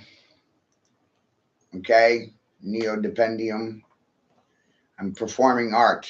This is art and it's craft. I am crafty. And being crafty is fucking key to my success and my goddamn survival.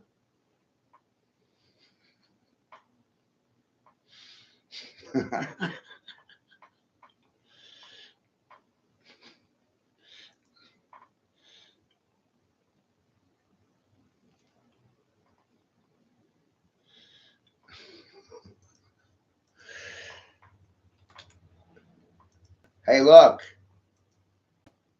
Jesus is back in the house.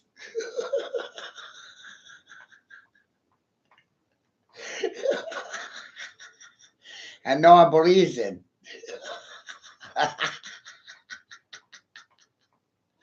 Best thing I can do is act a fool, right?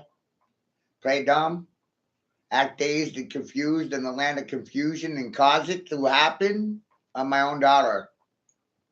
Look what I did to y'all for $1.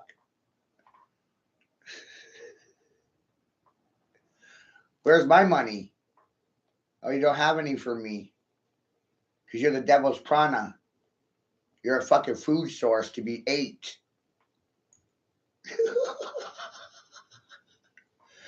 Devil's dogs.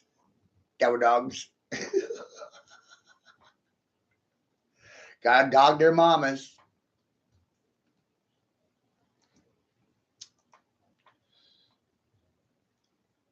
Hey, look. It's Fauci. You got the same nose, right? Nosing it up. Look at these guys. They sort of seeing what the hell is going on here. I've been giving these people the fucking finger for years. Right? For goddamn years, I've been giving these people the finger. In plain sight.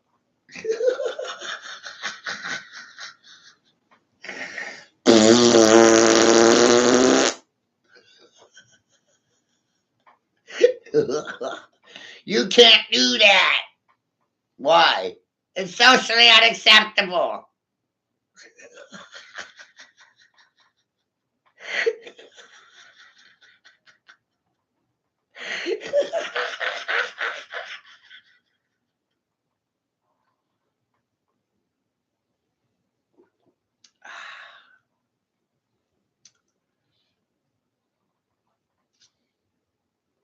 There's so many things left out of your education that I don't even know where to start.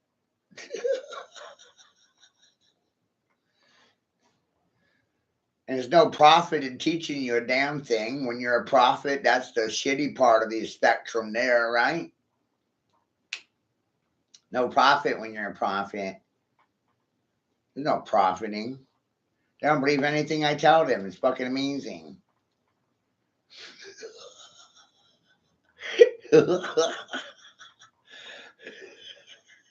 I could put the patents in their face and they still fucking deny it.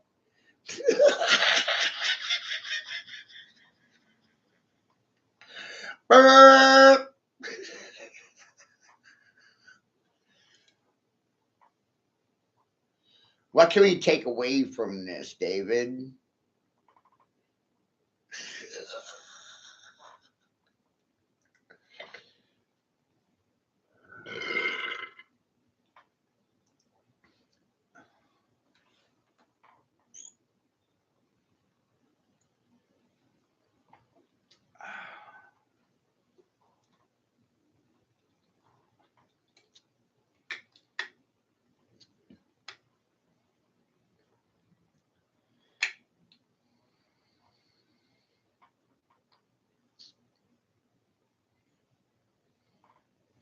as you can see, I have a lot on my mind and no one's got the time. You got the time? Because I got a lot on my mind. Can you see that?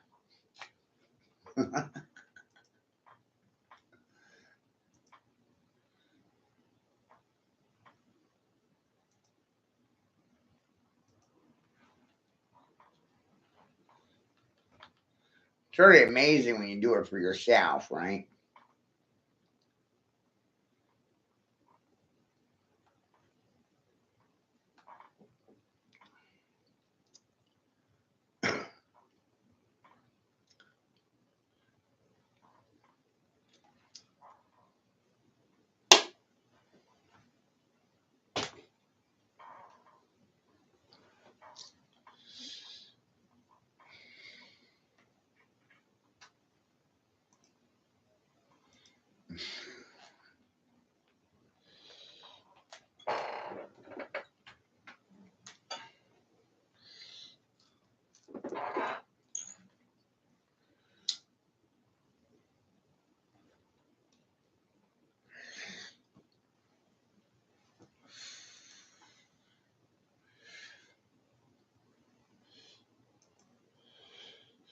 You see, what I realized to do is turn the inner circle into the outer circle by being a singular circle inside of the inner of the inners. The holy sanctum is the center of centers. Centaurian is what I am. And I invited you to the center point, the nodal point. You on the outer edge, come on inside. And then all of a sudden, this secret society shit gets fucking splintered in public. And they can't talk about it. No. You know what's even funnier? They get pushed to the outer edge from the inside out, the outside in. You crack a nut from the inside out.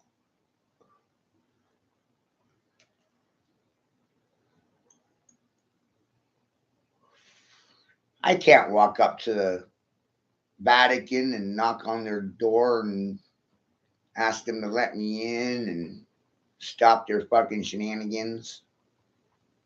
Doesn't work that way.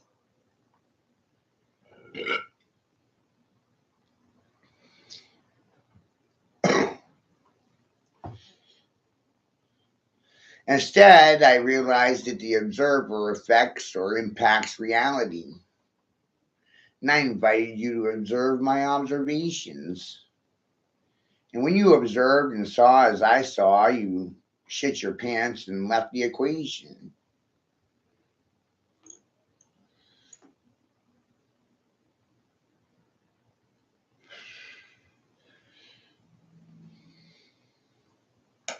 So I'm here to inspire the children. I do this for the children, the children, the children. It's all about children, baby. It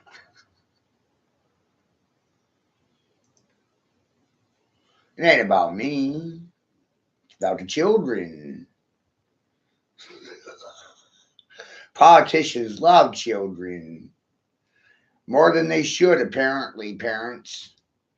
Did you know you sound like parrots during a fucking parody? That's a divine comedy. You might be in divine Dante's Inferno already. You might be in hell. See, I think everybody's in hell already. One day I realized, what if everybody ate everybody until there was nobody left to be ate?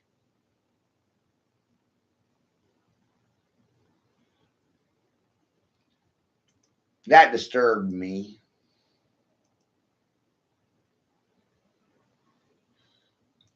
Does it fucking disturb you?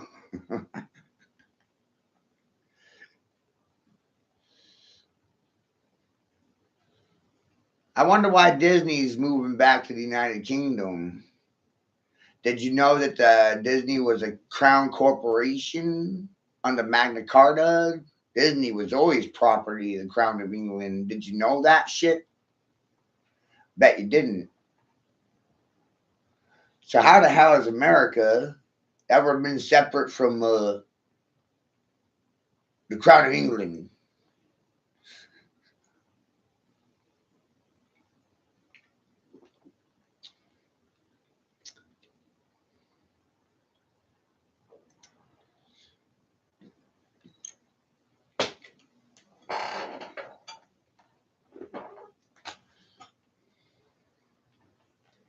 If you can think for yourself and recognize that this is damn bullshit, then I invite you to my party.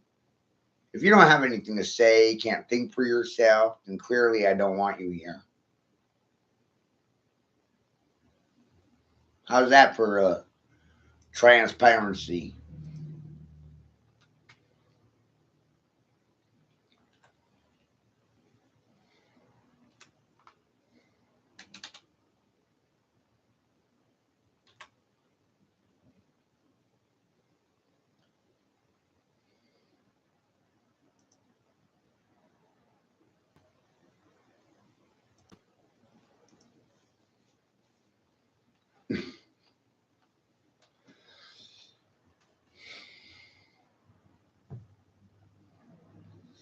And everybody is competing with a fool. Not wild.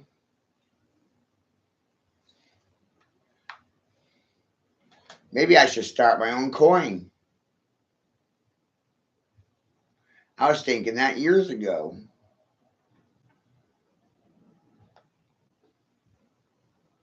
Money ain't worth a fuck. People's words not worth a shit. Follow who? I wouldn't follow goddamn any one of you who's anywhere shouting out to all the who's down in goddamn Whoville. Not like one of you. I've been fucking screwing with your goddamn brains for years. Look at the end results. I win, you lose. Silent thumbs every goddamn day. Me and my thumbs. Rub bum bum. Bum bum bum. I win every time I step into the fucking arena. And you lose your shit every goddamn time you have a bowel movement in your pants because you're patsies for a bitch ass system. You'll die for it before you'll fucking affirm my words. Affirmative action workers, fuck you. For shit. Social justice warriors prevent social justice. What a fucking paradox. Freedom fighters actually fight fucking freedom.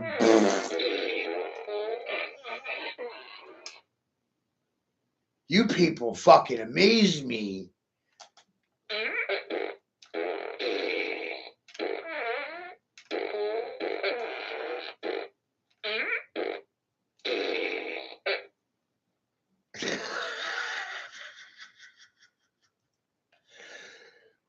Create a social paradox, Matthew. What a great idea.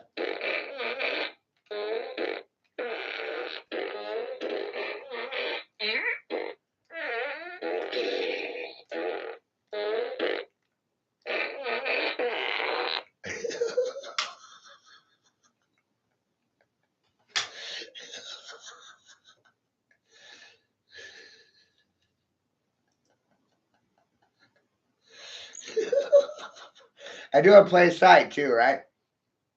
Don't even hide a damn thing. No. They don't believe anything I'm going to tell them anyway. Who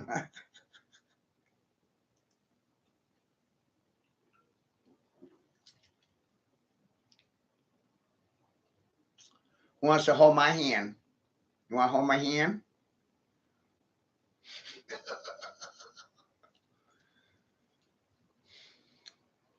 You don't like me no more, do you?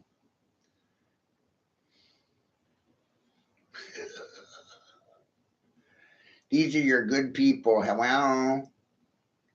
Meet the good people. No one knows why things are the way they are. Nobody. Right?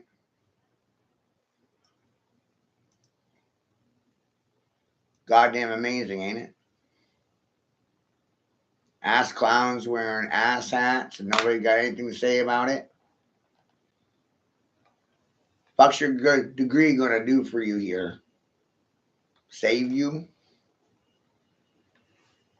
No, it actually chokes you out.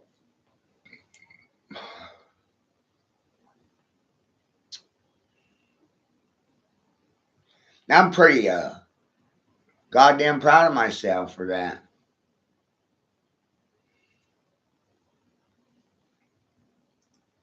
No one else is.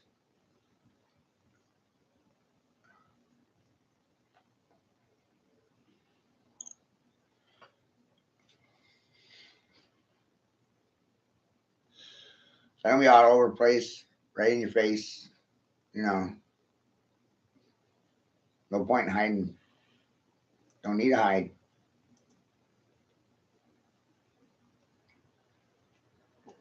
They actually have to hide from me now. Even my mother, my father.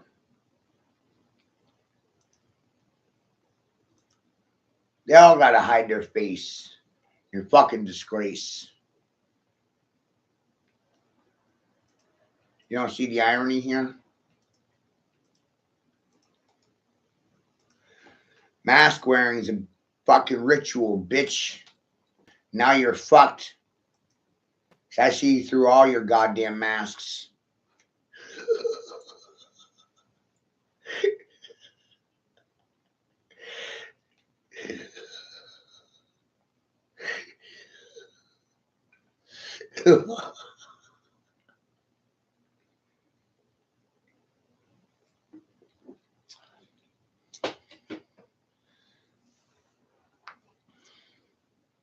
Facial recognition software.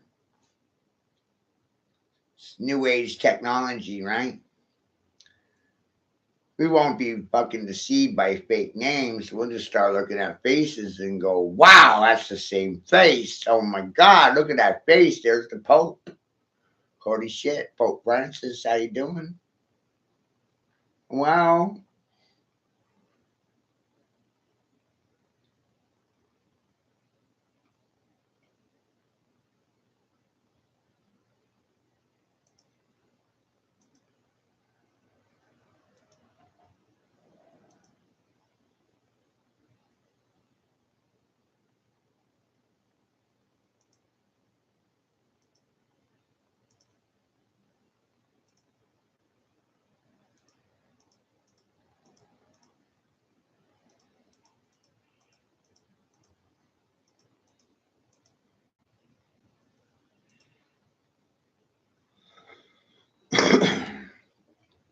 and my best advice for you is just to simply share this without bias or feelings.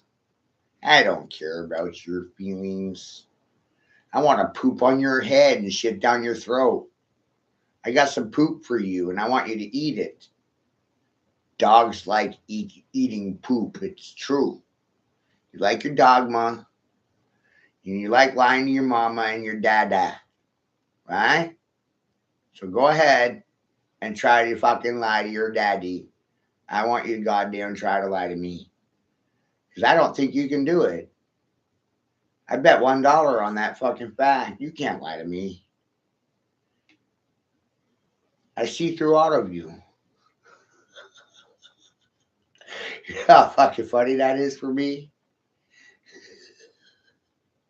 That's why I'm public enemy number 1. Don't you get it yet? Now I'm talking to the children.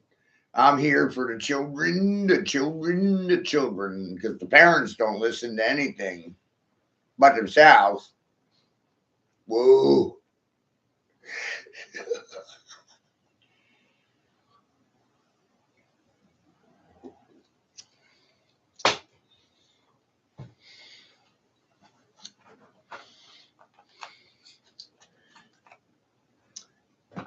You know what's funny? God talks to me direct. Ring, calls me on the phone all the time. Yeah. Devil does too. They both do. And the news is this: God and the devil love what I do. And they don't like what you do. They like my voodoo, but not yours.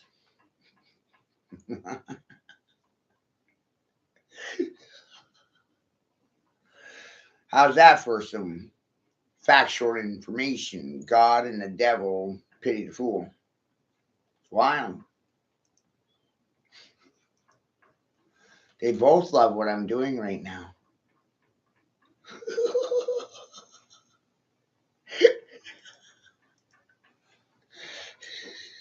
No one else does. Just God and the devil.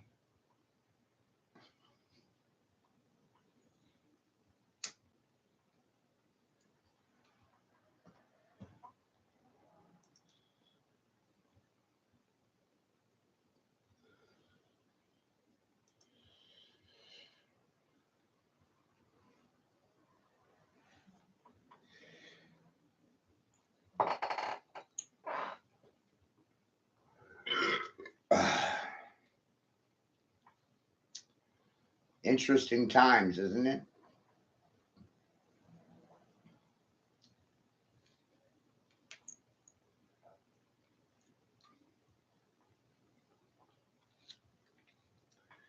Act whores on the world stage. What will you do because of them? I got no idea.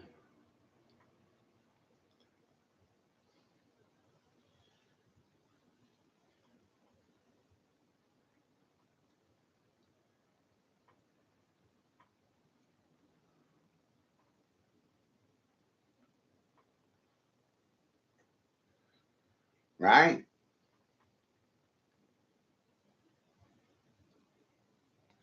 I don't know what the fuck I'm talking about. I'm goddamn mentally impaired, drunk. I don't know my ABCs for my left, right, elbow for my asshole. I don't know nothing. And clearly, I need all of you to think for me because I can't think for myself right now. I need professionals to do it for me, but they don't have any ethics, morals, or fucking principles, and they have no concerns about what they see on the fucking TV.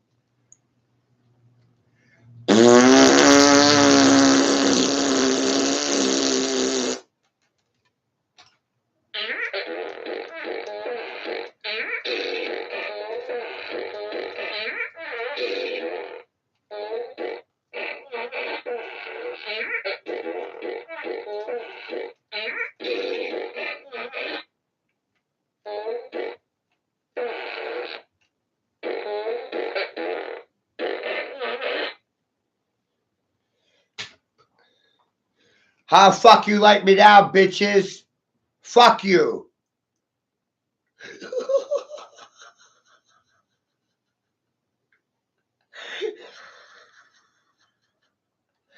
Fucking fools.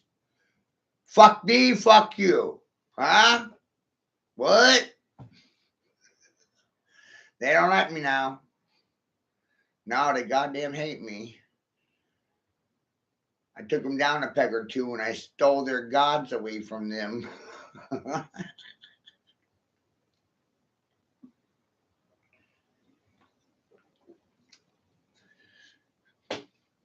American Idols, stay away from me.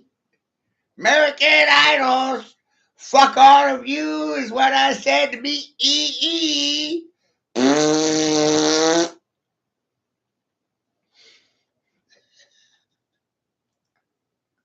My mama set me for an E.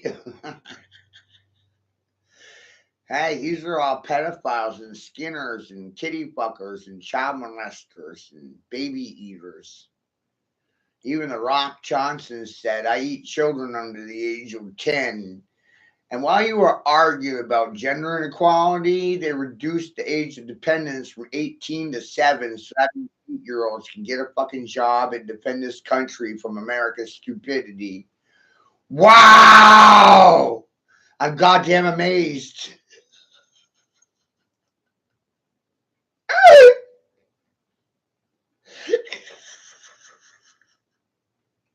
Aren't you? Call your mama. I'll excite her. I'll rev her fucking engine. Vroom, vroom, vroom. I'll have that bitch running around run a vacuum. Ah!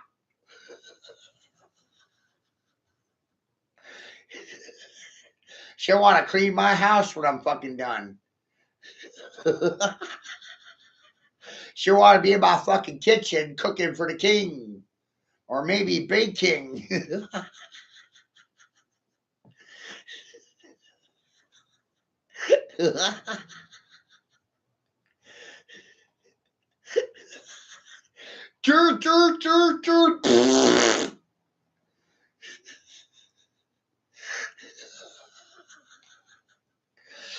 Really fucking did it this time, mama.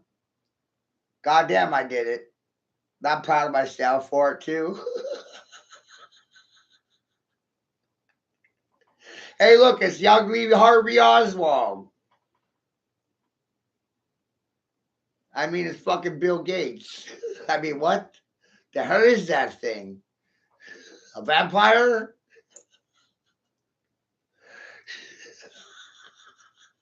Oh, it's a cannibal.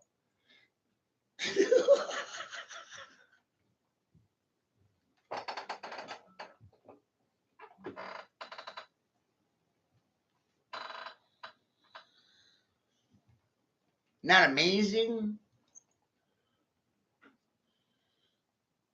Are you traumatized yet, children? There's the face only a mother could love.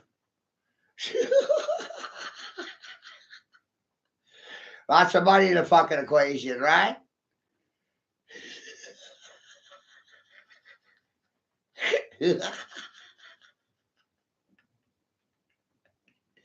Hey, you guys, do I deserve a trophy yet?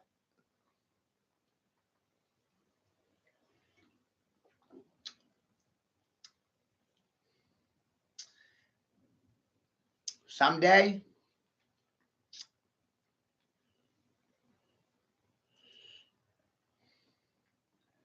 On Sunday. Maybe on Sunday, right?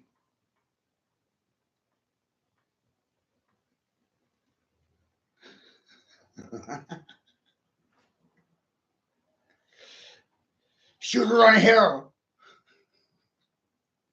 Hey, look, actors are everywhere. It's a conspiracy.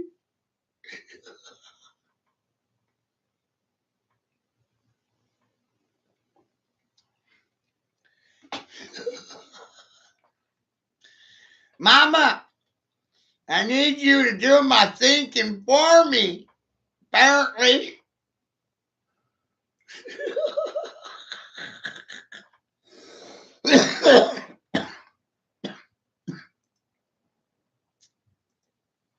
Kind of noticed how nobody else was doing it seriously.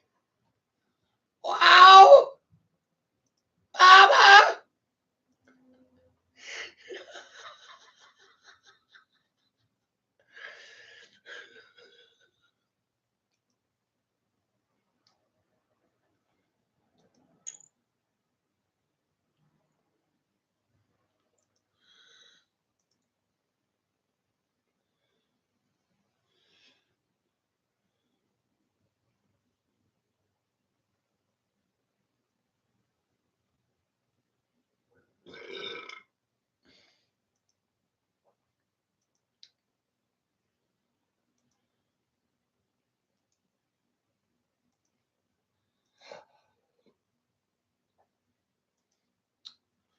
Don't forget, everyone, I'm here to inspire children and children and children.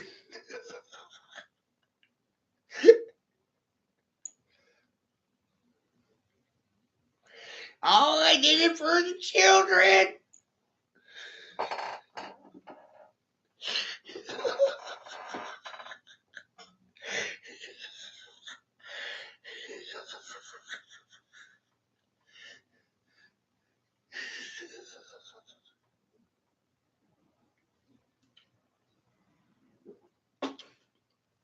Why y'all look the same? Hell's going on here?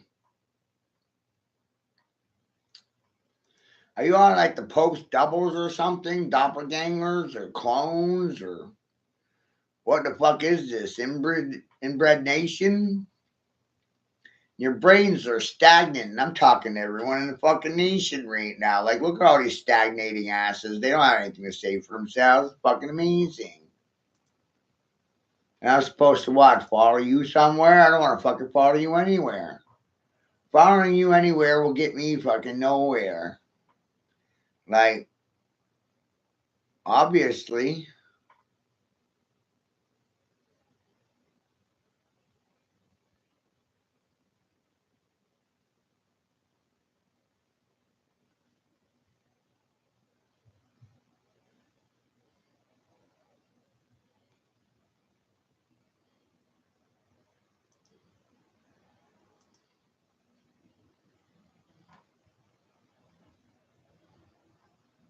You shouldn't listen to any of these people.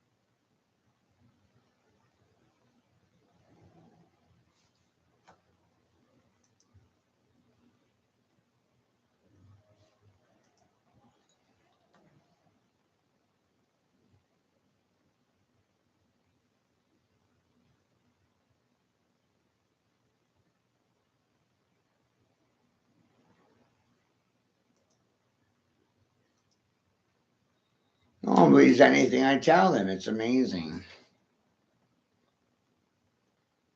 So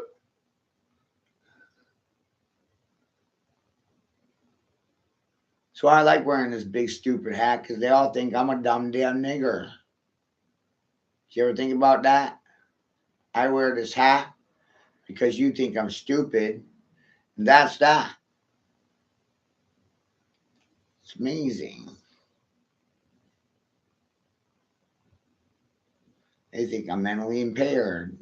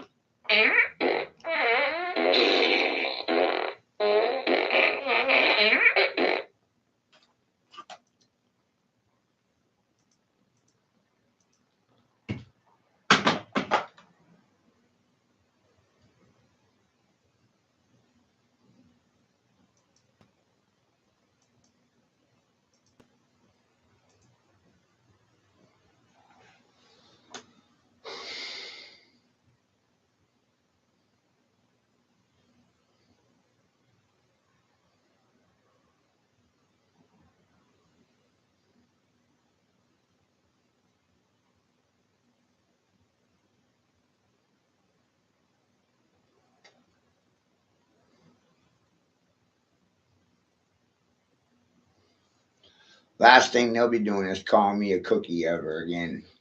How you doing, Cookie? How come no one's got a cookie for me?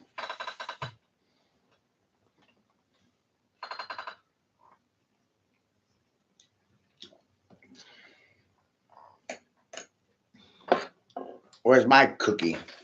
Cookie?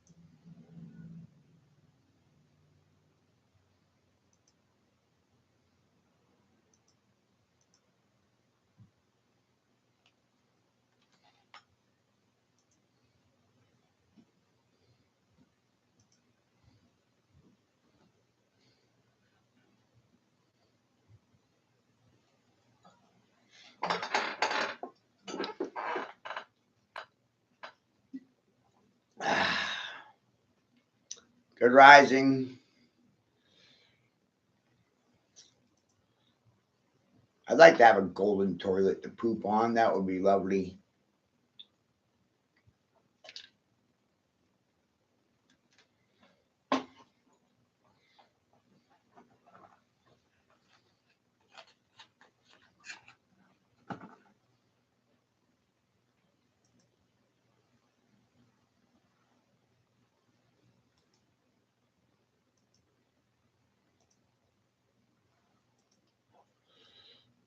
I'm here out of respect for the larks of Nostradamus.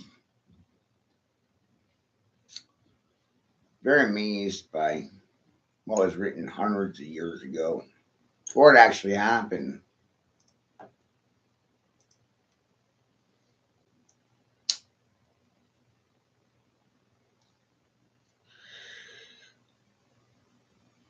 But it turns out we've been running the same scripture for a very long time.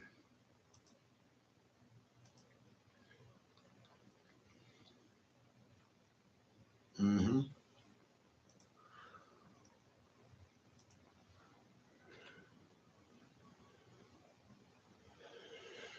And I've said for a very long time that I was the mad fool king of Babylon, which is what America is. Babylon.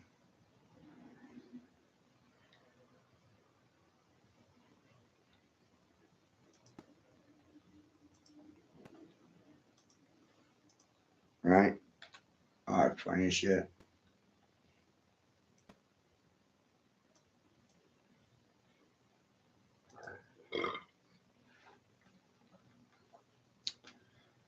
Funniest thing you can do is tell the truth.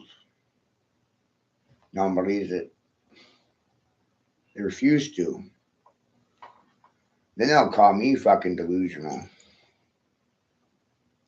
Silence makes you delusional.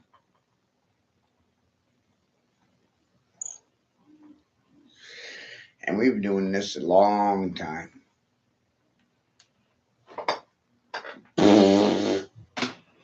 Long time.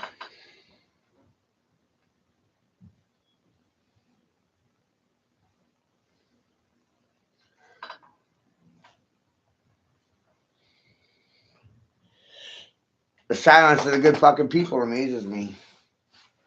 That's why I don't pursue them anywhere.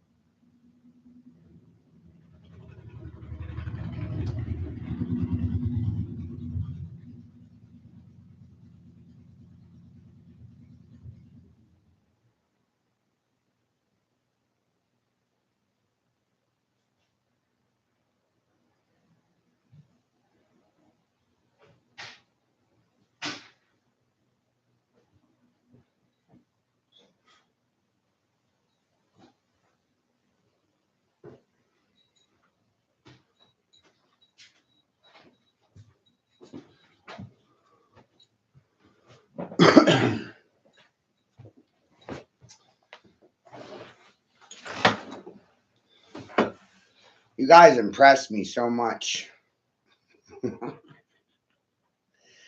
Someday I'll grow up and be just like you. Silent hookers and whores. It's impressive.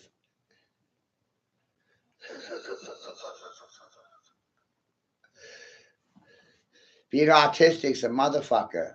When you're autistic, then you're artistic. My autistic abilities are prolific.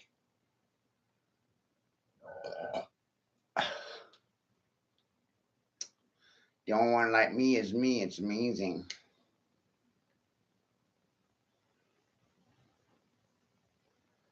There's only one of me.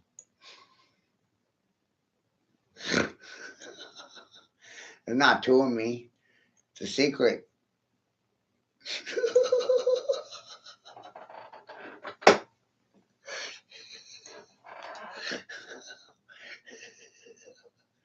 I'd take these fucking people to the goddamn moon, which you never been to.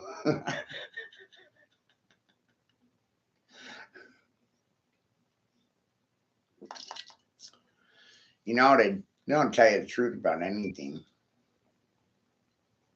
Telling the truth is a felony. Yeah. If you really thought about it, you'd realize they committed a crime in plain sight.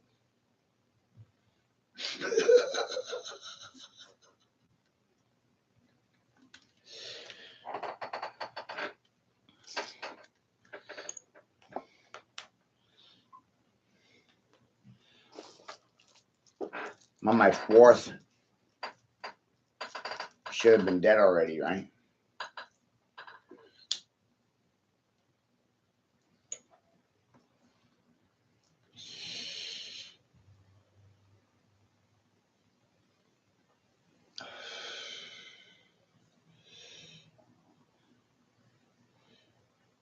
You know, when you realize they don't care about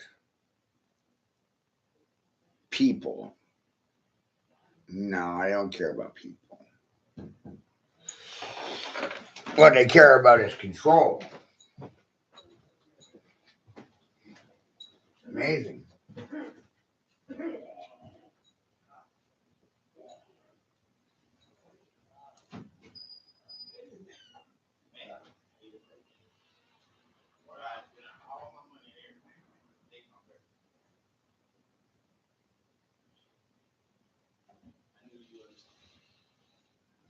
Hey man, I got some bad. Man, you know what my sister told me yesterday, man? What? I'm trying to switch my probation home, right? Yeah. You know, she said I don't come to the house for probation. I said, you know what, Captain? I said, my name is on that deed too, Sheriff. 20. 20. Yep. Thank you. I appreciate you, man. I hate to bother you. Oh, it's okay. But I said, every other day, I had to get something. Oh, P said, let him know when you got his 60 for his whatever this shit is. So air compressor or something. Oh, yeah. Yeah, he's upstairs. Thank you a lot. You're welcome. If there's anything I can do for you, let me know. Yes, sir. But I'm coming back. When I get straight, I'm gonna send that money to you. You know, we discussed, you said if I do the 1,000 with you. Yes, sir. All right, we'll discuss it. Yes, we will. Thank you. Thanks, man. You're welcome.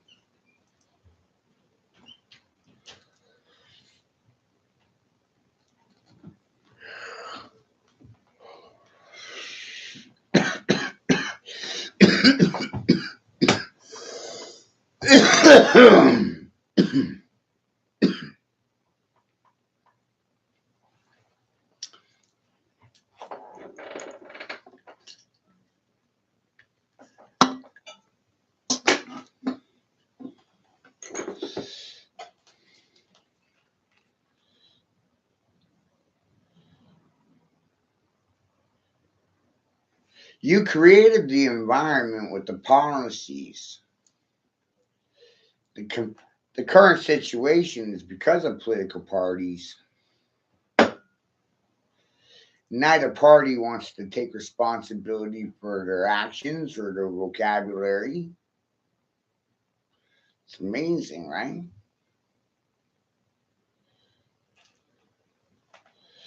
Accountability is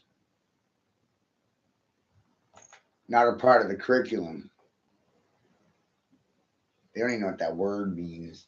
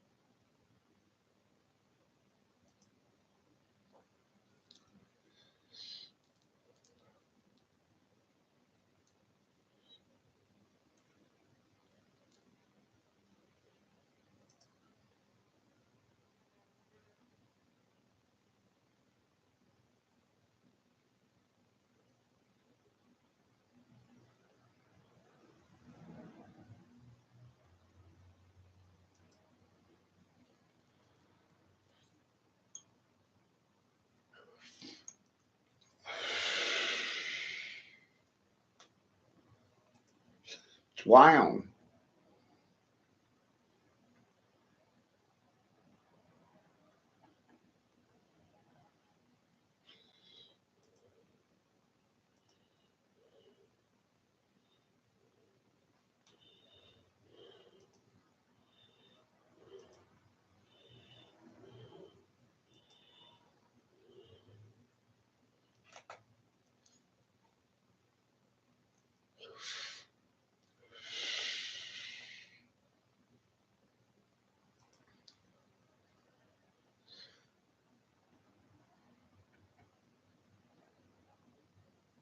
My observations are confusing.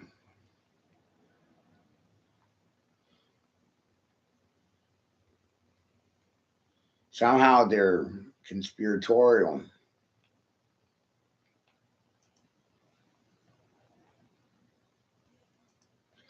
This is why most people don't say much of anything.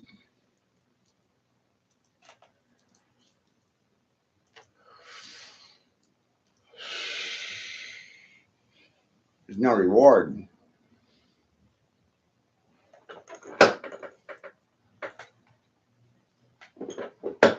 There's no reward.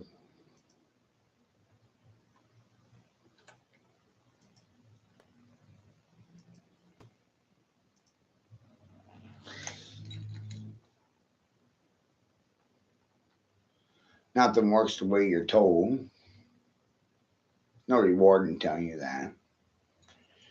No reward in telling you that your government's corrupted from the inside out, rotten at its fucking core.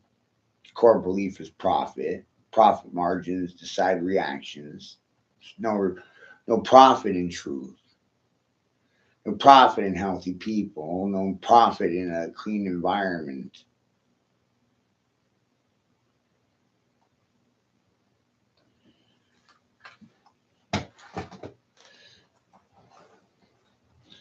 There's no profit in telling you about it either.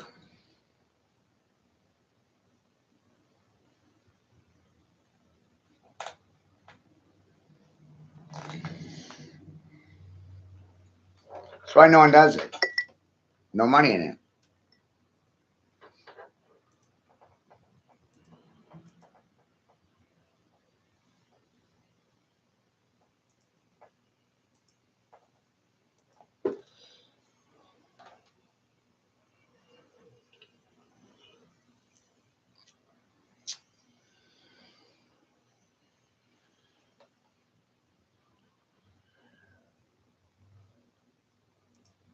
Then if you say something that's contradictory to narrative, there's no hearing it.